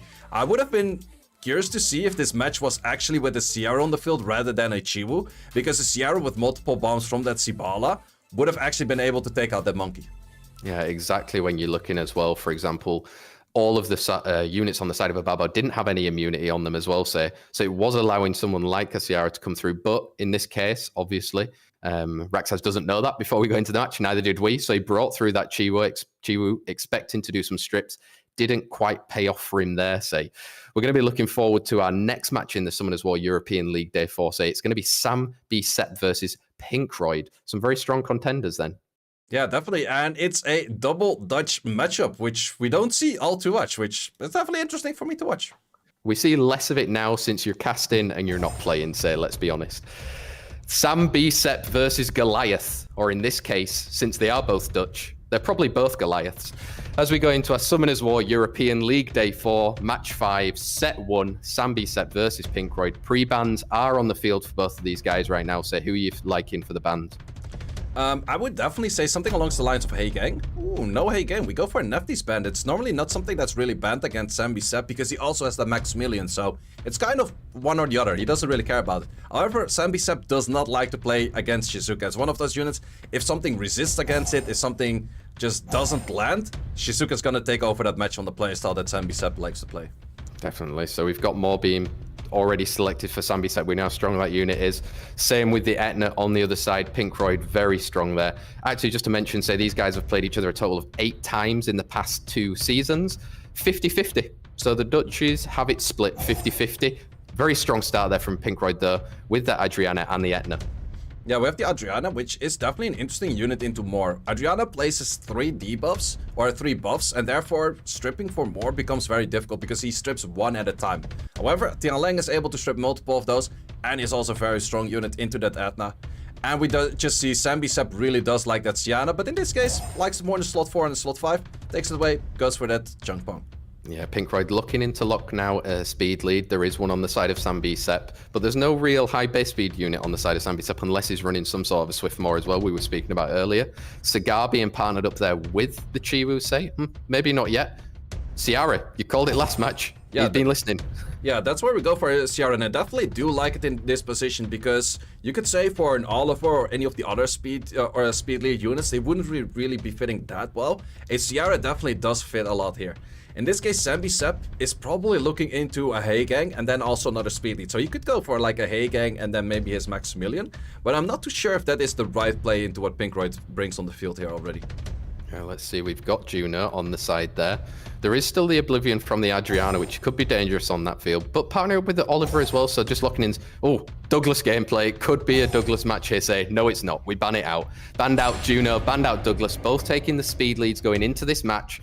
Summoners War European League Day 4, Match 5, Set 1 between Sambi-Sep and Pinkroyd. Say it is going to be Etna taking that first turn. Is she going to look to stun? She doesn't get it quite on the Moor. That is a very strong Moor, and also the Moor just completely taking over, not being stunned right here. Oh, that's a very strong additional turn right there. Still doing a lot of damage, even though the scaling of the Tianlang skill 2 is hardly reduced. It still does a lot of damage, and that is a lot of artifacts right there. And once a stream, I have to call it out, voice farm those artifacts, because if your units are not dealing this kind of damage that Sambi-Sep is doing, it is those artifacts, and Sambi-Sep is rolling in this match right now. Definitely, you can just see how important not getting that stun on the Moor was for Pinkroyd's setup right now. And even Oliver adding some despair stuns earlier in the match there. Wow, really kind of came down to it. Didn't quite get the stun on that Moor there, say, but then allowing Moor to come into play, and huge there additional turn from the Tianlang, managing to get 2 stuns on the field. Crazy. Yeah, absolutely, but even without that additional turn from the Tianlang, still the Chunk Pong would have moved next, still the Oliver would have moved next, so I don't think that that was necessarily needed. The only thing that was very much needed was the Etna not doing enough damage on that Moor. Because Etna, the skill 3 doesn't always stun, it only stuns if it's below 50%, then it stuns all the time, even when you're glanced. But in this case, not enough damage means not a guarantee on that stun, means the Moor took over. Just want to call out an alert. Pinky has banned out Allura right there. We have no idea if Sambi-Sep has Allura. So unless Pinkroyd knows something that we don't know, I have no idea what is going on right there. Pinkroyd deciding to go for a Chandra there, say. I'm a little bit shocked at the moment. But maybe he's slightly frustrated on his previous match, because I don't think that's... I'm pretty sure that Sambi-Sep doesn't have Allura. Well, he just wants to go into this and face what Sambi-Sep does have then. So it is going to be a Nephthys and a Tianlang. We saw how strong those units were in the previous matches. Sekhmet coming in, actually, just to mention, say, Sekhmet at the moment, currently standing at a 70% win rate in the Summoners War European League. So has been landing. Has been landing. The very important part, has been landing. We have seen the same thing in America's Cup last year. It was never landing. I told the American guys, do not use Sekhmet. It doesn't work for you. Apparently, as Europeans, Sekhmet does like us a little bit more. But let's see what it will do for this match currently here. We have a Masha being picked up. Do we go for another speed lead? Or do we go something like a Hey Gang? Let's see, going instead there for the Juno then, in order to answer on the side of Pinkroyd. We've seen him already use before the Jongnam, so it is on the side of Pinkroyd at the moment. He's been playing it a lot in ladder as well. Can be very nice with the freezes. We're just going to see exactly what's happening because we can't see. And Camilla as well there, say. Camilla, just want to mention, say, Currently, the lowest win rate in Summoners War European League. Yeah, definitely another unit that is very strong. It's often those units where you feel like, okay, it can do a lot 1v4, 1v3 or something like that, but can it actually do that as well? Zambi-Sep, ooh, locking in something that I didn't expect. I expected Zambi-Sep to go for another speed lead, and then probably banning out the opposing speed lead. But in this case, we're banning out the Jeongnam, and the Kinky is gonna fight a Camilla. Interesting. And let's find out then. Leaders locked in, crit rate from Juno, the speed lead from Chandra, Summoners War European League Day 4, Match 5, Set 2 between Zambi-Sep and Pinkroyd. Can Pinkroyd get a point this league day at the moment? Currently not sitting too well. Sekhmet, I said before, she usually lands, but going for that skill 2 to get some defense breaks out, say. Yeah, getting some defense breaks out, but ooh, does get a very nice pushback on that Marsha, because for that reason, the Camilla that's probably very high on damage can maybe take off this Marsha at least. Not yet, but in a second try she can. The damage has been declared from Pinkroyd, then that Marsh is not going to be taking a turn at all, I would say, because Sekhmet now can follow up. Who is she going to be looking to reset? It is that Juno, and gets the cut time and steals that speed buff, say. Yeah, stealing that speed buff is definitely very nice. It's 2 turns, so that's definitely going to be sticking on that Sekhmet that's also very fast unit by itself. Quite a bit, but the Camilla is actually taking out all kinds of units, and sure that the Kinky can kind of deal with the Camilla, but you can also get frozen. You can, and I was saying before, Camilla at the moment on a 25% win rate so far in the Summoners War European League. Freezing everywhere, say. Defense break lands from Cigar. It's huge to get rid of Tianlang very soon. Yeah, definitely, and I don't really see a position where this Kinky can actually pick up enough pace where it can start taking out that Camilla, so definitely not too sure how Zambi-Sep can turn around this match. He has skills available, looking to get that attack break on the Kinky right now. It might be ending up being seen if Juno can defeat the world. Gets the stun on the Cigar, but it's not going to be enough. Yeah, then enough. We're definitely going to be looking at, do we go for a skill 1 armor break setup into a skill 2 and then high damage? You do have that attack break, and because of that attack break, it's not as interesting as it normally would be. Now he's got third skill available, going for that skill 1 instead. Lands a defense break back from the Kinky, though, say dangerous. Yeah, definitely a nice defense break right there. So if there's enough defense break on those sides, it definitely could help out, but still it's quite an uphill battle to get rid of any of those other units. Definitely is. We've got the defend coming into that defense break. Actually lasted all of 1 turn right there, but it is going to take some damage from the Kinky. Yeah, and that's definitely where we see where the Kinky is changed in the recent balance patch, where he doesn't go for the double hit. Because of not going for the double hit, he's not healing as much as he used to, and because of that, it's just so much easier to take a Kinky off the battlefield, which is going to happen pretty soon right now. Oh, nice additional turn from Cigar right there. Has that third skill available. Can put the cool time into the Juno, not allowing any strips, and it's just going to be chipping away. Yeah, now it's definitely just chipping away. Juno definitely has potential to do some 1v4 mechanics, but in this case with the Camilla could do the same thing and would definitely take out the Juno, and we have a draw. So both gentlemen getting 1 point. That's huge for Pinkroyd, say. He was already on the back of some losses in that first matchup, and now managing to get another point against Zambi-Sep. The points are split between the Dutchies right there. How do you like Zambi-Sep's playstyle there? He definitely has improved from his previous weeks. Yeah, definitely. I would say I definitely did like the playstyle on the first one. That one definitely was his comfortable playstyle. But the second one, I'm not too sure about that Kinky. The Kinky was definitely feeling in an off position, whereas like, you have to deal with that Camilla. Sure, a Kinky can maybe do that, but that's only if you are pretty certain that your other units would take turns and then also could take out the other units. But in this case, you didn't have any speed lead because you just had one, it was banned out. And the Marsha is without will, was pretty easy to get armor broken, and therefore it just didn't really work out.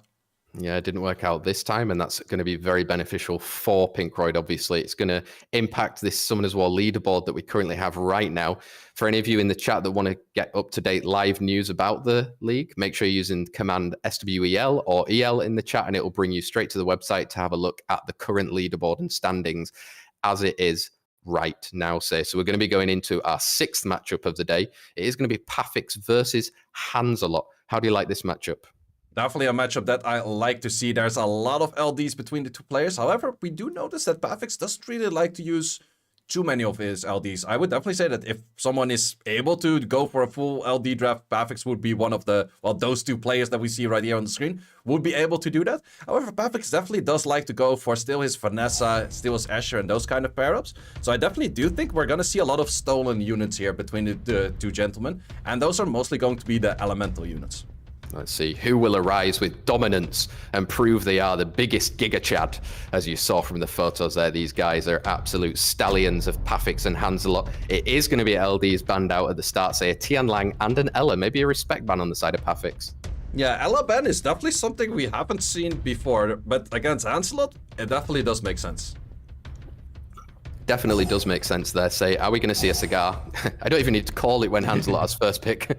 Yeah, it's definitely that cigar. On the other side, most likely we're gonna see an Asher, we're gonna see that Vanessa. Those are the comfortable picks. The Julian is available for Pafix, and decides to go for... Okay, that's definitely an option. Going back to the playstyle that Les made popular last year in SWC, and Hanselot answering with his comfortable LDs.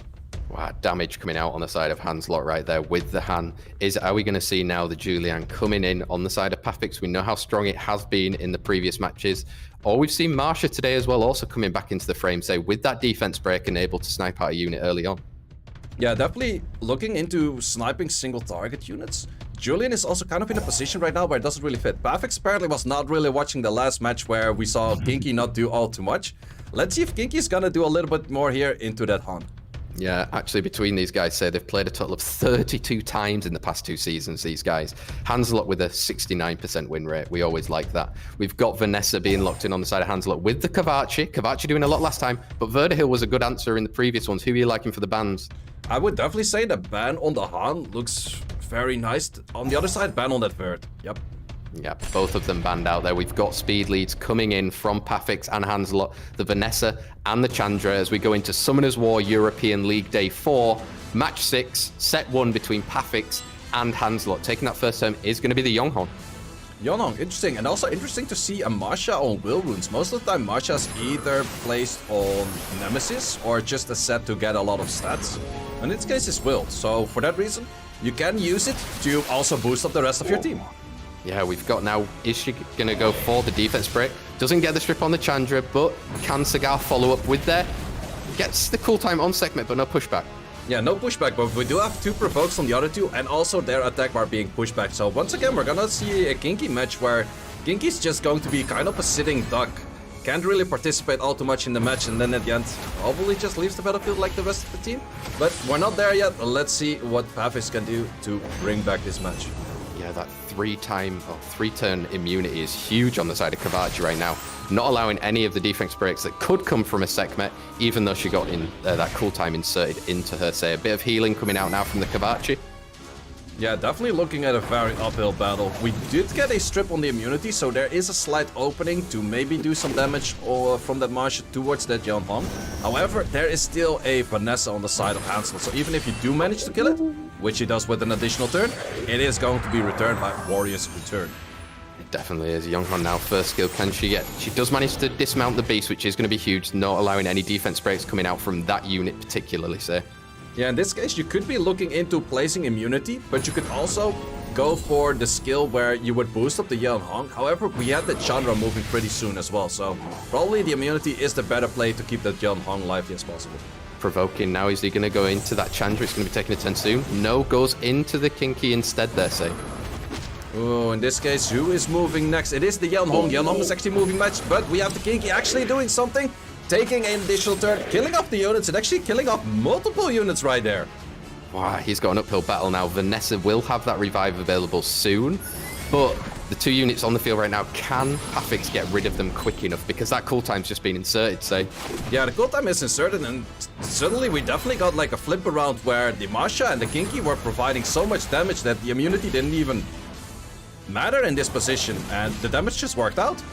Yeah, definitely not getting rid of that Marsha soon enough because of the hook defend from the Chandra. Didn't allow anything to happen, and right now Kavachi, yes, it has immunity, but it's not going to be enough as Pafix takes that first win against Hanselot there, say.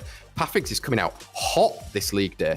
Yeah, definitely very well played. Maybe also a slight...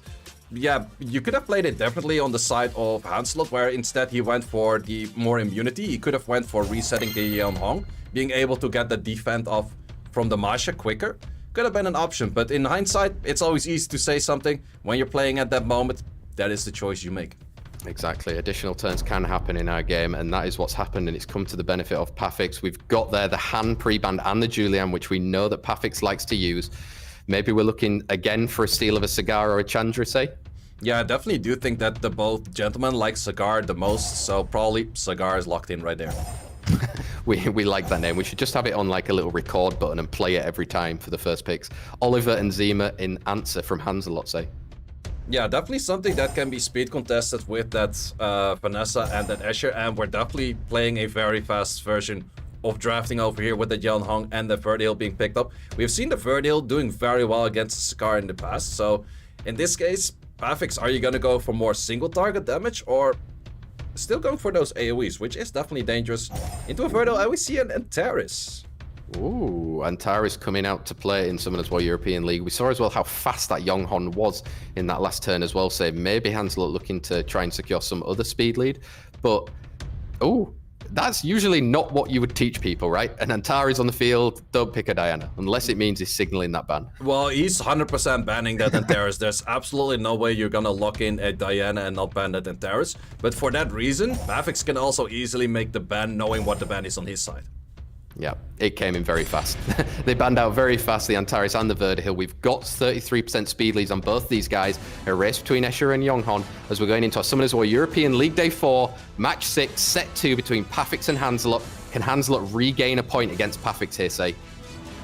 Let's see how much damage we can do. I would say all eyes are on that Diana. Diana's going to be the heavy damage dealer on the side of Hanselot, and he does manage to get all of the silences that are very needed. We can still get provokes from Cigar towards that Diana, but the moment that Diana gets a few turns off, this position you probably don't really want to go for the switch because you would get provoked in the meantime. Yeah, here we go. So he didn't decide to do that. He has second skill available, piling in that damage into the Maw since he doesn't have the passive available, say, but we do know that he could get revived at any point. Yeah, definitely could get revived at any point. That attack break is definitely nice, hitting it from the wrong element. That definitely does help out a lot. But that Yeon Hong is also doing a lot of damage. It was critting a single time, but still doing close to 4k per hit. Now we get an armor break on the side of that Diana. We could tumble in a lot of damage from all of the other units. Will we have the skill 3 Massacre? Probably will take out that Diana. Not a single crit. Good damage, but not good enough. We have that Vanessa to take it out. Yeah, not quite enough to kill it, but allowing Vanessa to come in there with that first skill, allowing it into the second skill from the kill. And right now, he's not going to be taking turns because of those provokes, say. Yeah, the provokes are definitely working in the favor of Pafix. So that's where we can see that the two gentlemen really do like to pick that Cigar. It's just all about that provokes. We did get a bunch of very nice stunts from that Moor over here. We have seen all kinds of Moors. We have seen almost Swift, we have seen almost Viant. In this case, Despair, and it's definitely working like that. Yeah, we see the heal block, just how important that is there on that Yonghon, not allowing to heal itself using that third skill. Second skill is going to go in, but it's not doing a lot on a Vanessa there. No, and Vanessa's definitely one of those targets. Vanessa's just built to be tanky. She's built there to be armor breaking, reviving, and the rest is just getting the hits. That's all she needs to do. And in this case, Pafix definitely has that type of build, and it's working very well. Definitely is going into that more right there. It's not going to be doing a lot. Going to take out that Yonghon very soon, I can imagine. Deciding not to yet, but getting that additional turn, setting up a defense break on the Oliver. Tough for Hanselot. Yeah, definitely tough for Hanselot, and Pafix is very well reading the attack bars, checking, okay, can I still do a skill on another unit?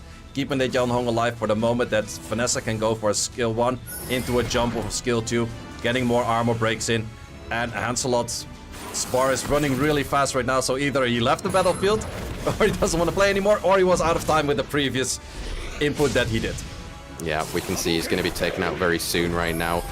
Playing it safe. Pafix there, taking the second set win against Hanselot there. Say, Pafix coming out huge, playing against some really top players from Europe as well. Managing to take out Pinkroyd earlier, now taking out Hanselot. He's on a warpath.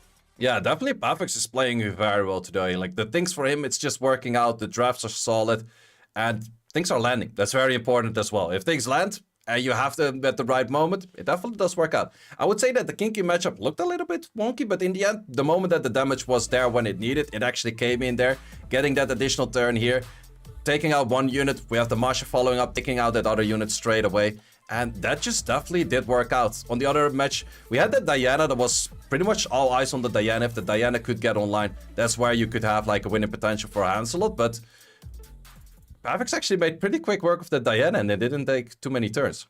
Yeah, he's really come out showing exactly what he's got right there. I mean, he's going to have jumped up very high on the leaderboard. For all of you guys in chat, make sure you're keeping up to date exactly how that leaderboard stands. We'll be having a look as well soon because we'll be going into a 5-minute break very soon.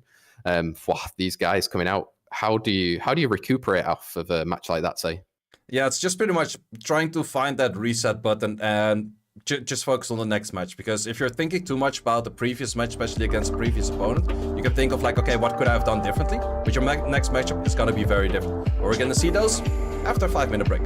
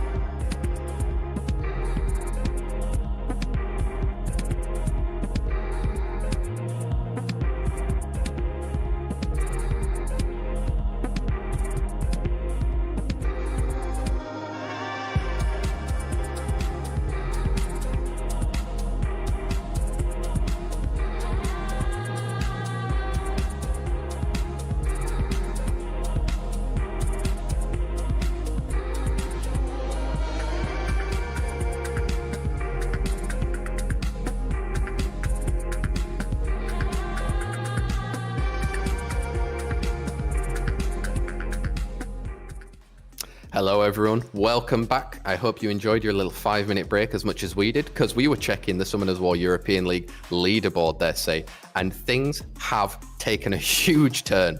We actually now see two of the players playing today, Ababo and Pafix, sitting at 2nd and 3rd at the moment, saying you can see from some of the matches earlier just how important those 2-0 wins are. Ababo claiming a 2-0, Pafix with a 2-0. But we've got some crazy matches coming up, and you should definitely stick around for the last one. Kind of a top of the leaderboard title clash at the moment there, say. But looking a little bit closer to home, a little bit less further forward, we have Raxaz versus Pinkroyd in our next match. We've seen this before at an SWC. How excited are you for this matchup? Yeah, definitely a very nice matchup that we have seen a few times, but definitely something that these two players do really know each other very well. They do know the box. They do even share a few LDs into that Light Monkey that they both like to use. Definitely curious to see what those two players will be playing out, because that is the moment that you could either just go very comfortable for like, okay, we know what we normally do and we're just going to play that, or we're just going to completely switch things up and play from there. Exactly. These guys actually have played each other a total of 6 times. Only last season, though, so in season 27, say, 100% win rate for Pinkroyd. So he's going to be feeling very confident going into this match right now against Raxaz. Like you said, they know the box of each other. Are we going to see Akita and Dasheng pre-banned from Pinkroyd since he knows he doesn't have first pick? Or are they just going to be playing like we always say here, with that muscle memory, knowing what they're going to play? We get there, an Etna and an Esche, so both of them renowned for being turn 1 play styles, say. Is that going to continue? I definitely do think so. I would say that Pinkroyd is showing a slightly bit different style of drafting right now than he's normally doing. But this is going to be the question. Is he going to instantly pick up the Light Monkey? No, does pick up the Moor, which they also both like to pick up. Instantly a ban with or a counter pick on the Heigang. Heigang is not really a super great counter into the Moor, because Moor is able to push back more than the Heigang pushes up, unless that there's a Despair stun. We also have picked up the Oliver for more speed leads. I like that say. More can do more if he does more. That is the definition of more right there. Keaton Dasheng. And I actually missed it, say, because the literal definition of pure skill is to be determined from this colossal matchup. We know they both have pure skill. Who's going to show that damn right pure skill today? Keaton Dasheng being picked up along with the Marsha. Very strong in today's matches so far.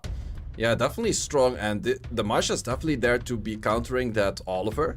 We do have a Sean being picked up from Pinkroyd, but I would say a Sean in this position.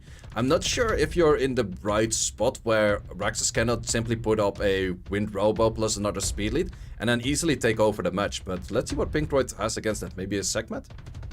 He's deciding there for the Cigar. Just to add there for you, say, Shan at the moment currently sitting at a negative 45% win rate over the Summoners War European League. We know some of the famous players that have it. Glorious, Pinky. I think it was also maybe Angel. Might be wrong there. I need to recheck my stuff. But this unit is picked up a lot in Summoners War European League. Raxaz, is he going to answer them with those speed leads, like you were saying? The Wind Robo. Also not that good on the win rate at the moment in the Summoners War European League. Taking his full time right now. Mei Huang seems to be the answer for everything. Yeah, Mei Huang and the Smice, definitely a combination we have seen very strongly being picked up right there. But I would definitely say if there was Sierra plus a Wind Robo, it would have probably been a very easy ban on that 5th. In this position, you probably still have to ban that 5th, but you're gonna be eating some hits of that Sean, which is going to be deadly. It is. Federica there, picked in the last spot for Pinkroyd right there. We know how much damage it can do when allowed on the field. Along with that Shan, the snipe potential is there. Say, who are you liking for the bans?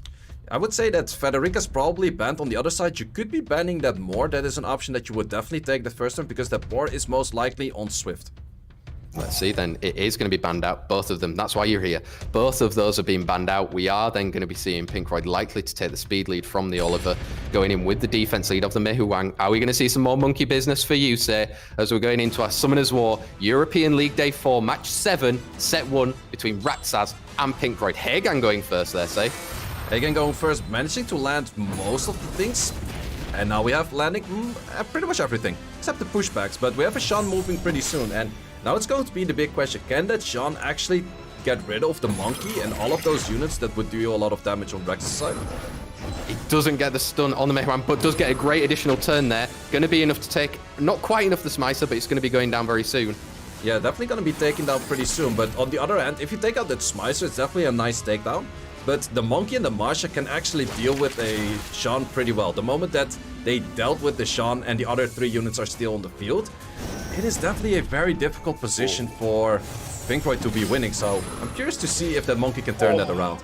He's trying right there, so he's getting the stun on the Cigar through the provoke, and Shan needs to get online again with his skills, which he does, setting up that second skill set, damage maybe into that Meihuang or demounting that Marsha.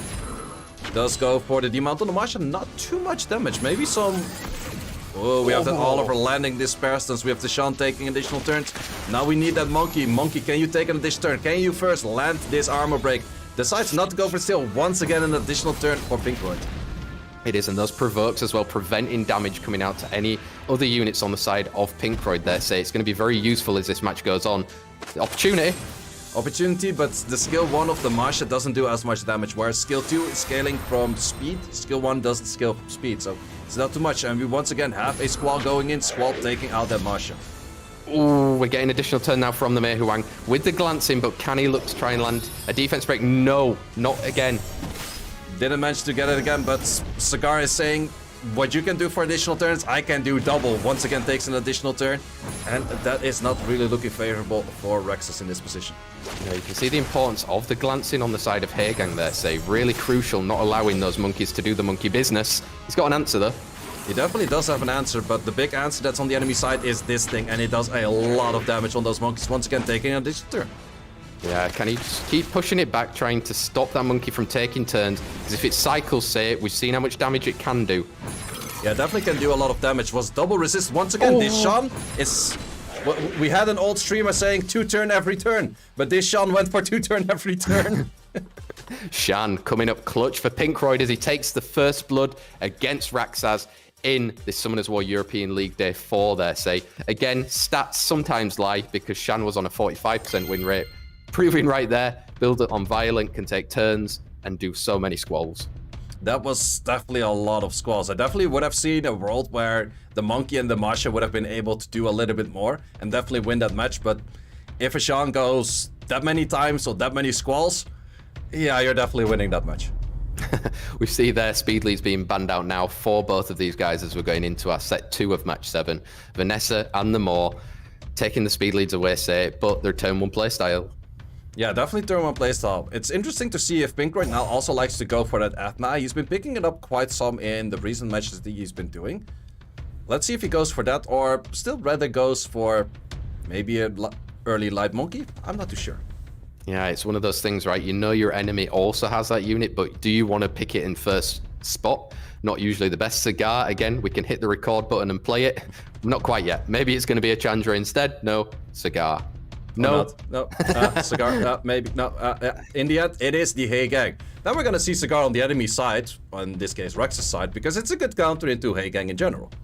Definitely, and we saw just how much work from the skill 2 of Heigang it was doing in that last match there. The glancing against those monkeys was not allowing to land stuns, defense breaks. It was really important.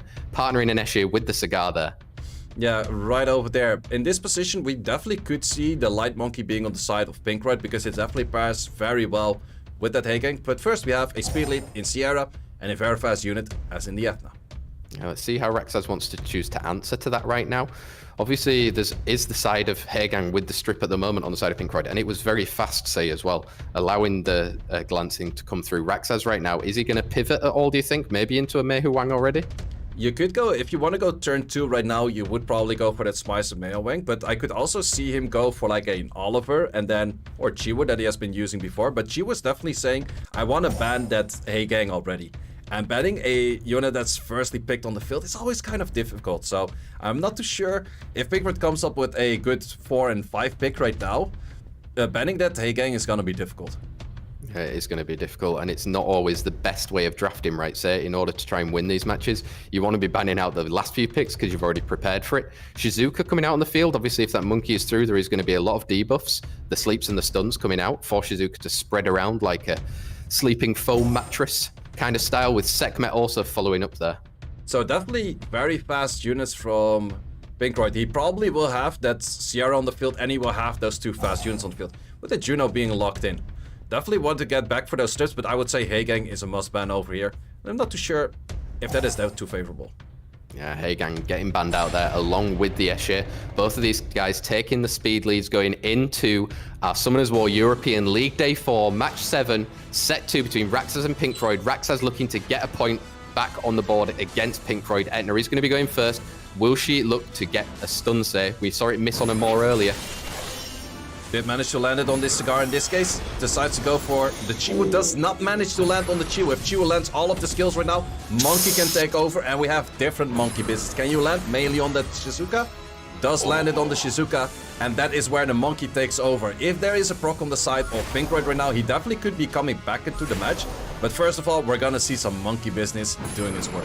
It is, even if it does get an additional turn though there, say, Juno is going to be able to cleanse up any of those debuffs that we see on the field, and Raxaz knows that already, deciding to concede, or Pinkfreud deciding to concede the defeat. Pinkfreud knows, like, he plays those kind of play styles as well. He knows, like, if the Monkey takes over, if the Monkey does what the Monkey wants, Monkey wins. Man, he has seen the rest of the tale, so he's like, okay, you'll take this one.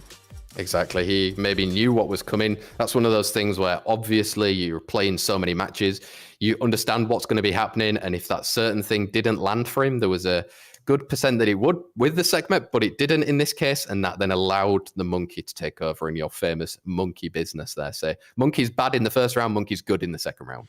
Yeah, absolutely. Monkey absolutely did what it needed to do there. It was definitely by the Chiwu being able to strip in front of it.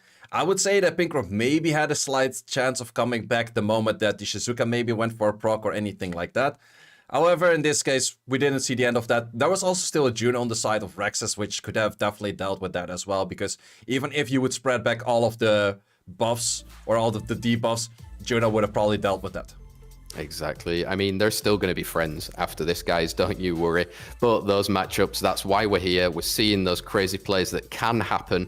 You can see in this first round, the Mei Hu Wang was trying to obviously do some work, but he was just getting control to the point where he couldn't really get anything off through the glancing. And in the second matchup, it was all pretty much over after that Chiwu resisted the Sekhmet skill 3 there. So Sekhmet, we saw before, when she lands, high win rate. When she doesn't, not high win rate. Yeah. Easy maths. Yeah, very easy math. But it's also one of those matchups that if the segment doesn't land, you instantly lose. Whereas there's also a lot of matchups where, okay, she can miss 1 or 2 and you're still kind of okay in your draft. But when you're fighting that deadly of a unit as in the Light Monkey, you really have to land it. If you don't land it, match is pretty much over. Exactly. And now we're going to be looking forward, say, to our 8th match of today, which is going to be between Sambi-Sep and Hanselot.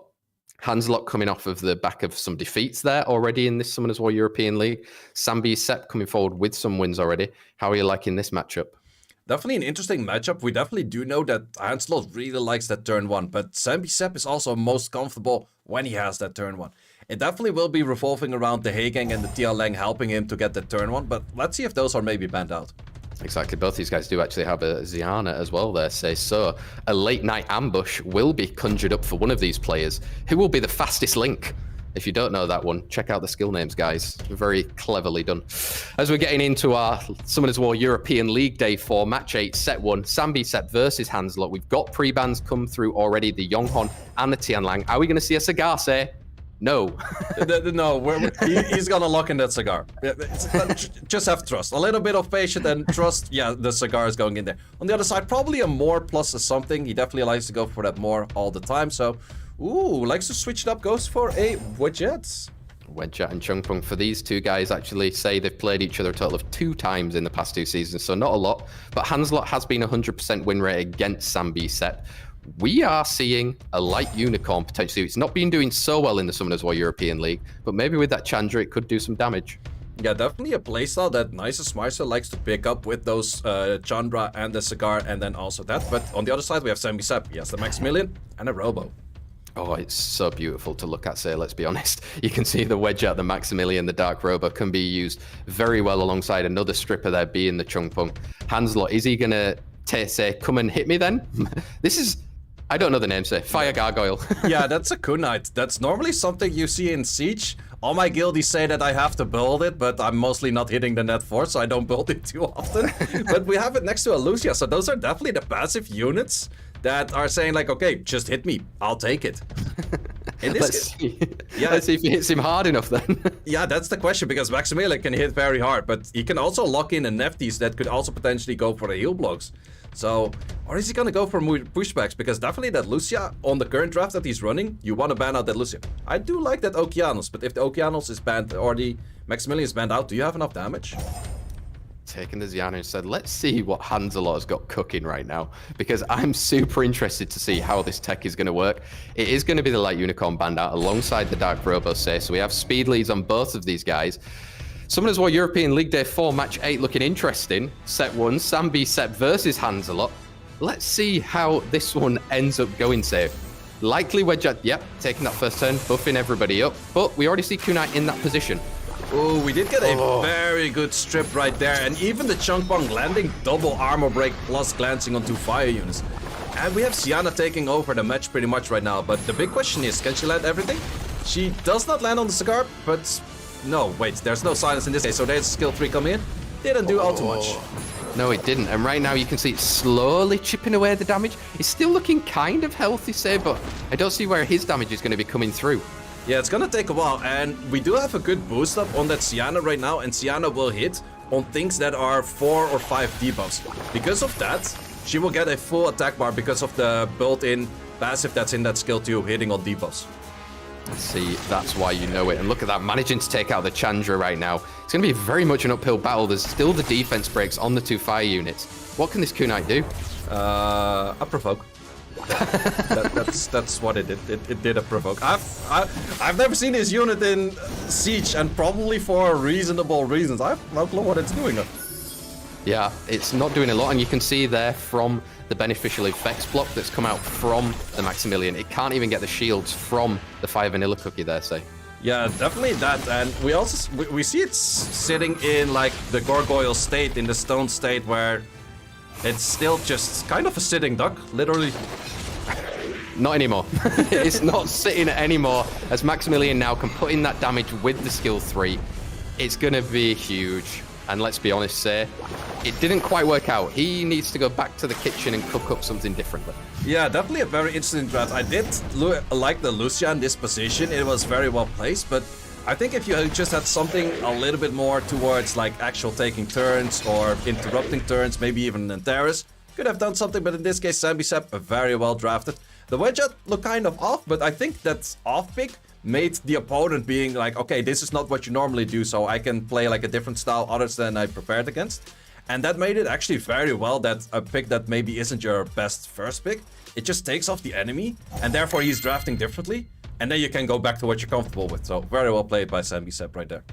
It is very interesting right now, say as well. I'm looking at the leaderboard for the Summoners War European League. Both these players currently sitting in joint 9th. That extra point for Sambi Sepp will jump him up a place, up into 7th, or 6th even.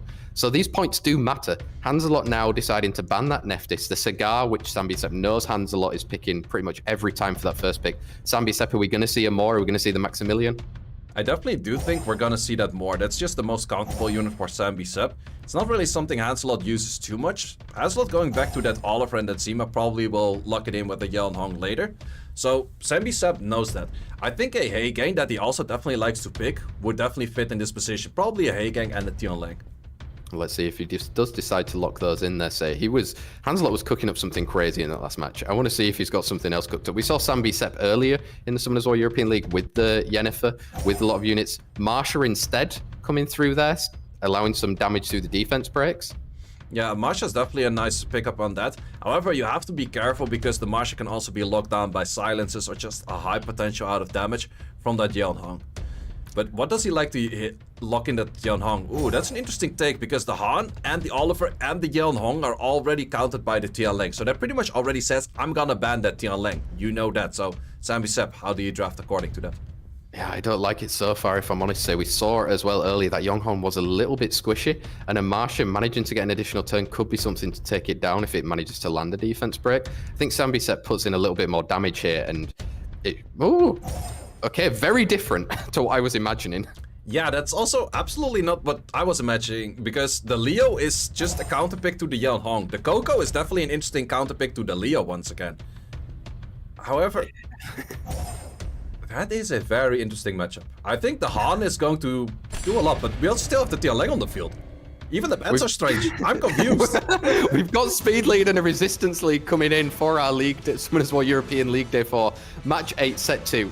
Guys, if you're watching this, let us know what you think about this draft so far, because we genuinely have no idea how this is going to play. Yeah, that's definitely a very interesting match. We're also going to be looking at the Coco. If the Coco gets an additional turn and therefore starts speeding up her skill 3 and instantly landing it, it could be one-shotting something. But for now, at this moment, we have 2 stunned units on the field. And Kinky, how much damage can you do and where do you place it? Yeah, going for that defense break, getting it. Oh, that's huge additional turn there. It's going to kill off that Yonghonse. Yeah, it's gonna kill off the Yonhong, but we had 2 additional turns on the side of Sambi Sepp, so there is very good odds right now that this will also take an additional turn. Does it? Didn't do, but the Han did. Exactly, he didn't call that one, but he's going to go in. Does he get the defense break? Resisted against that defense break there, say. Going for the stun, but does get that on more, but wow, missing that huge. Yeah, that's huge. It's actually a Han that I've never seen a Han of Hansela do this little. I'm actually surprised about that. We do have the Coco going pretty soon, but Coco can probably take out a unit after Kinky is done taking his turns. But it's gonna be just taking out 1 unit, and afterwards not gonna be doing all too much. No, I see it as very much an uphill battle now. We'll see the damage coming in right now, deciding to go into that Tianlang and taking it out, say, getting some heal through. Yeah, definitely.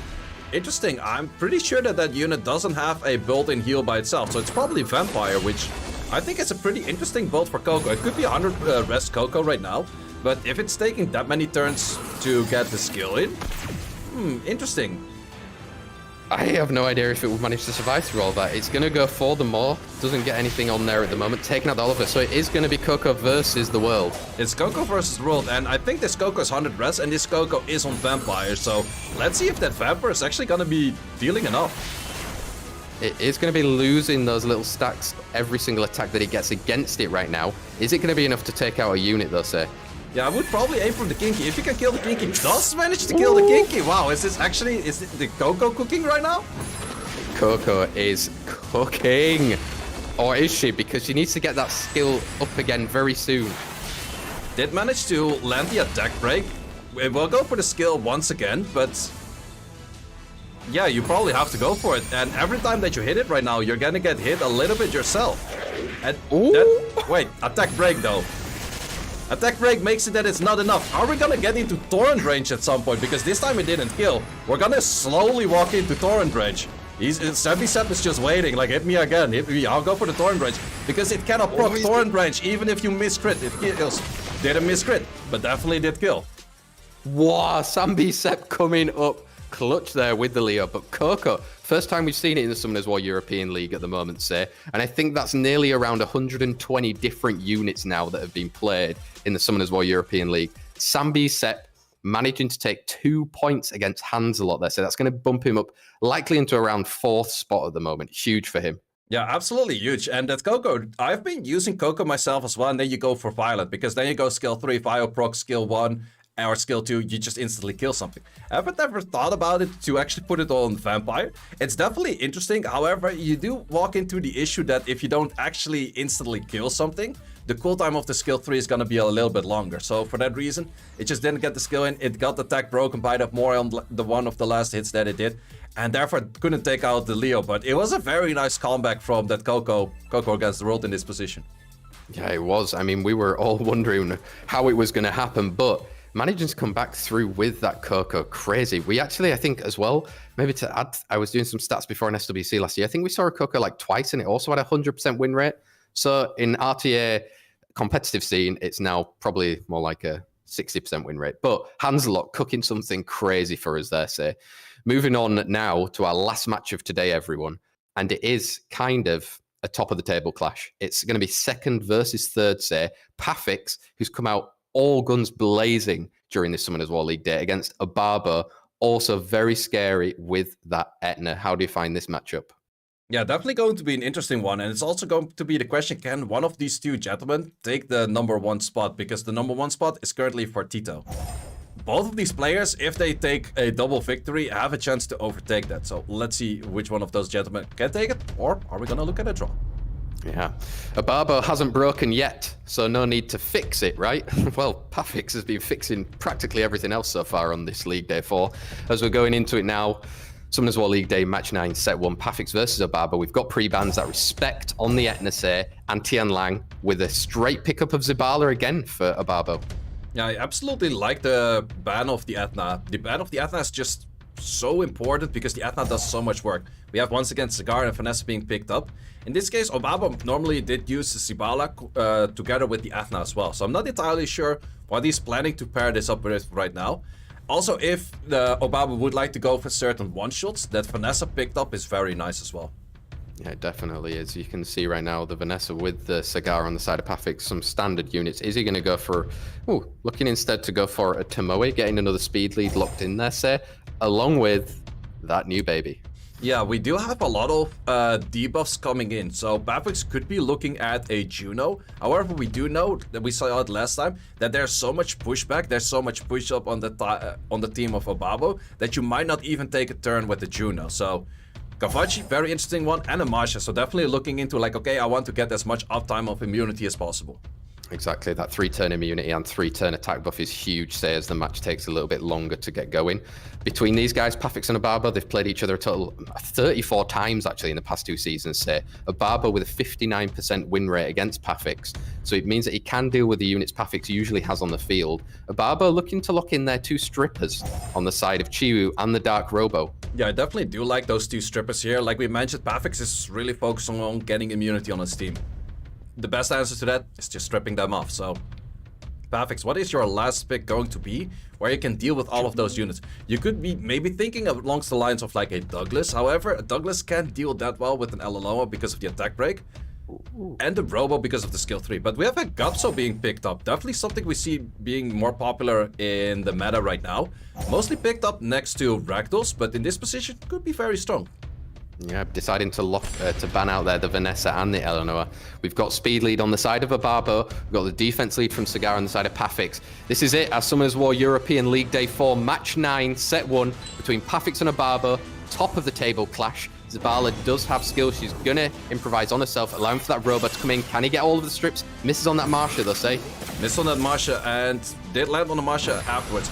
The only thing about Gapso is that normally Gapso is used against units that actually do provide healing. Because of that, Gapso would take multiple turns. In this case, Obabo's team has 0 healing, so I'm not too sure about the Gapso here actually in second thought. And we do see a full team of Pafix being stunned, plus being increased cool time. So it's gonna take quite a while for Pafix to get back online right now. You can see just how dangerous Obabo is when he does manage to take that first turn and control the whole team right there. Gapso not doing quite enough at the moment, giving that Robo more turns to try and get the skill 2 available again, say. Yeah, definitely a lot more turns for that. And we have the Robo with the cycling. Can once again go for skill 2, pretty much get full attack bar, once again go for skill 3. There's so many dots and the match is pretty much already over. It definitely is. You can see it's looking a bit like TOA Hell there at the moment, say. The damage over time coming in from that Robo, which is going to do a lot of damage. There was so many pushbacks there as well, say, that he just couldn't deal with. Yeah, that's the dangerous thing about this team. Like, you can definitely play around it with saying, okay, you have units that are good passive against debuffs. However, you're not gonna get the turns for those. The Chiwu has pushback, the Robo has pushback, the Tomoe skill 3 is pushback, and then we have Sabala to give all of those skills back to those units as well. So there's just so much pushback where you don't really want to play a comp where you're waiting to get turns, because you're probably not gonna get those turns. Yeah, and it's gonna be confirmed right now with that Robo securing the 1-0 win against Pafix for Obabo. That is going to put him joint top of the leaderboard right now, say, which is going to be really huge for him. Interestingly enough for Pafix as well, we didn't see one of his favoured units in there, being the Julian. Obviously the Kavachi was being used there, but he just didn't manage to take a turn. Yeah, definitely he has to be looking at something that takes more turns. I would say a Juno would have probably been better there than a Gapso. It still would have been difficult to get turns, but because you get the speed buff, you at least get a chance. And then if you take a turn while having that many debuffs, you will pretty much full HP all of your units. So in this case, Sibala being banned. Other side, we have that Cigar being banned. Yeah, like you were saying before, Zabala is just kind of allowing Obabo to get the units back online in order to take those turns, do more pushbacks again. Cigar being banned out on the side of Obabo. We see how important it can be when it gets the turn. Let's see if Pafix now decides, right, I'm going to face you in that first turn, taking the Vanessa, the speed lead, or is he going to settle back with the Julian later on, so? Yeah, I definitely think he has to be looking at going with Asher and then into that Julian. That would definitely help him out a lot. Obabo probably will be looking at an Athna, maybe a speed lead, or maybe just one of those comfortable picks that he has been using. Obabo actually likes to use speed leads in like slot 3, 4, and 5, but in this case, goes for an early speed lead plus an Athna. Yeah, signaling. If you're going to allow me to do it again, I will kind of do it again. I'm going to get the suppression through. Juno early pick this time for Pafix. A good answer, I think, so. Yeah, Juno's definitely a good answer, but so is the Tian Lang, because while they push back the attack bars, also those units push up. So Tian Lang definitely allows it, where it just gets a little bit less turns in there.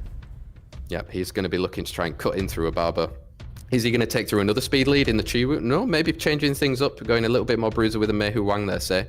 Mei Hu Wang could be pairing it up with the Smicer, has been doing that in the past. In this case, bruisering it up with a Minato, but I definitely do think that Pafix is a lot more enjoying these kind of drafts rather than the draft that he had in the previous match.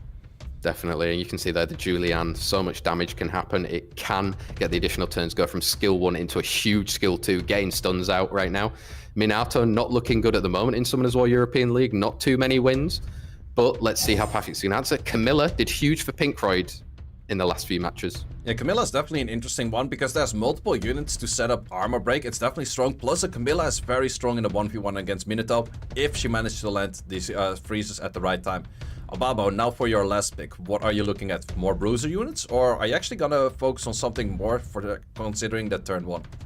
Yeah, let's see how he decides to go there. There's also not too much sustain. I mean, Monkey does it on himself, but Dooman, I mean, that's how to get rid of a Julian pretty quickly, so I wonder if there's going to be some mental games on the ban there, say.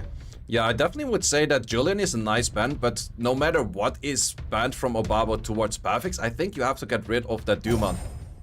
Yeah, Dooman and Julian both being locked out there. We've got speed leads on both sides for Barbo and Pafix.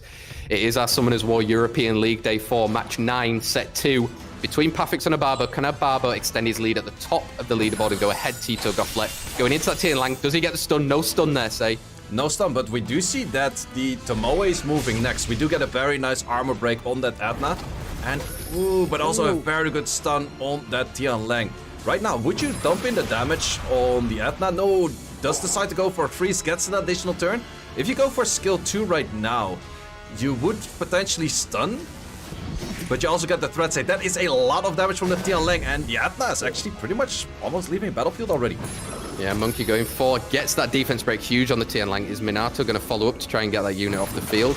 Vanessa still has third skill, so it is going to revive, but that threat state is annoying. Yeah, that threat state is definitely annoying. I would definitely say that the Juno could take out the unit right now. Is he gonna try for a skill 1 bounce? No, doesn't go for it. He actually goes for stuns. Can he stun the Minato? Does not manage to get the Minato stunned, and therefore is also taking out his own unit. Yeah, oh, big stun and an additional turn. It's going to allow a defense break. Doesn't get it on the Vanessa though, so it's going to survive a little bit longer, say. Yeah, surviving a little bit longer, but now it's going to be the big question. We have 2 really strong bruises, and we get a very strong armor break, or we get a very strong stun on Despair from that Juno. Do we also get an armor break? We don't get an armor break, so he's definitely looking out, locking out the Minato anytime soon. Yeah, the moment that Minato is stunned or is frozen or is anything, she can't really do anything on the battlefield, so he's going to be stacking in the damage as much as he can there. Still no defense break from that Monkey business. Yeah, no defense break from the Monkey business, but usually Vanessas are very high on resistance as well, so it is common that it's very hard to get any of those skills landing, where, let's see if he tries it again to go for a stun. No, provides this, would have had actually stunned, but decided to go it elsewhere. Yeah, can they get the freeze? No, which is going to then allow Minato to take another turn. It's just going to be probably Juno and Camilla versus Monkey and Minato here, say. Yeah, definitely is. And the big question is, you could also switch up the targets right now. Does decide not to switch up the target, so not utilizing that armor break that was on the Juno at that position. In this case, would you actually maybe take out the Monkey? You already done quite some damage to that Monkey. Monkey doesn't have any healing at the moment. Minato is gonna go for another threat state and taking out that Vanessa. Yeah, it's going to be annoying, that threat state, and it's going to allow the Monkey to then take a turn. Is he going to target the Juno? Yes, gets the defense break, but Minato's not going to be able to follow up soon enough, so. Yeah, and once again gets that very important freeze. On that freeze, Juno's gonna take another turn. If you can't take out the Juno in this turn, Juno's gonna take over. And we definitely have a bounce from a skill 1 into a skill 2, doing a lot of damage on that Monkey as well.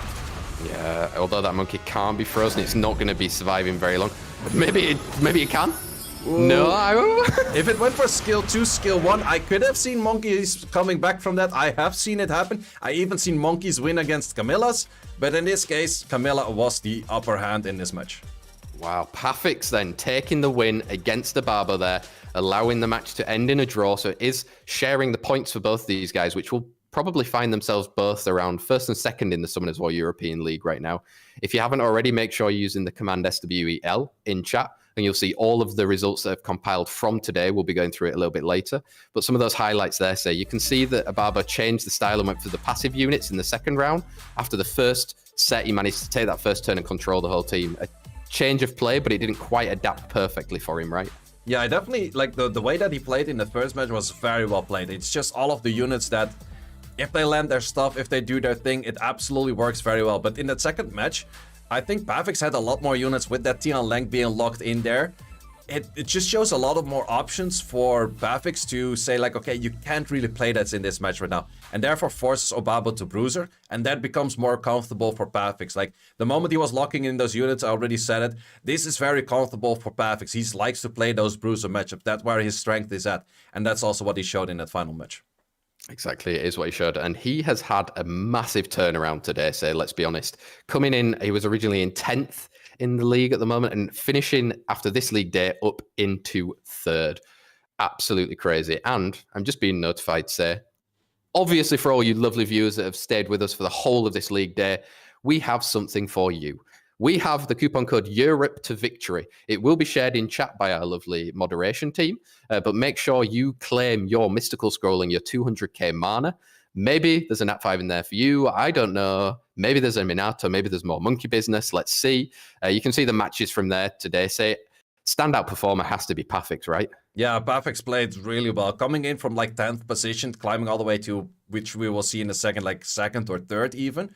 That's very well played. And that's also where you can see that, yeah, he's being 2nd at the moment. Well, shared 2nd, but definitely very well played. And that's also where you can see with just one day especially, it's still, well, we're pretty much on the halfway mark right now. Everyone played 6 matches. It's what you can see, like just 1 week, if you have a very good week, you can climb a lot of those ranks. Yeah, there's a lot of points still to play for everyone on this leaderboard. They're all trying to get into that top 8, but obviously the higher you can be in that top 8, it's going to dictate your position as you get into the playoffs. So you want to be as high as possible. That's why we say every time, each set really matters at this point. So you can get a few wins in that league day. You could jump from 10th to 2nd in the league. Crazy for him.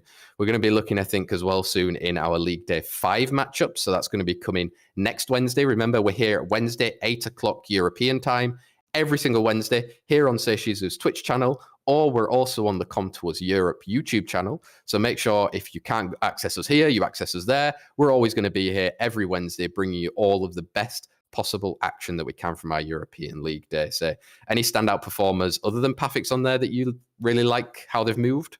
Well, I would definitely say that it's interesting to look at that. We see no one is taking more than 50% win rate. So all of the people that are at the top are just on 3 victories and they played 6 matches. So that's pretty interesting to see. But we also see a lot of people in the middle that maybe took just 1 victory and then had like 4 or 5 draws.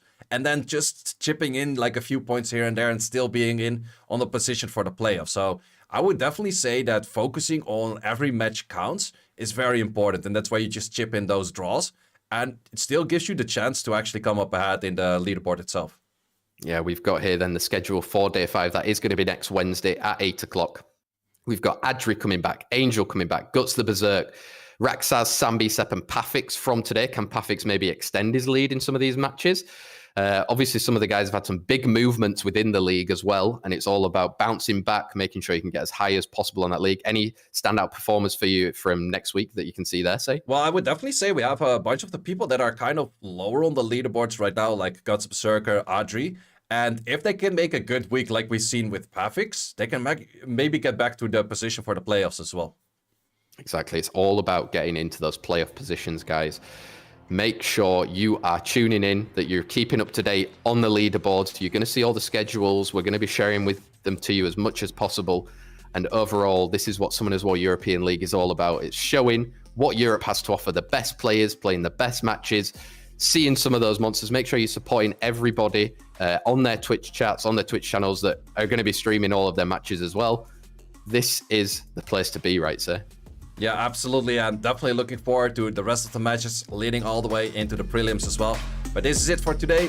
Guys, hope to see you next week as well. You know where it is at. See ya. Ciao, ciao.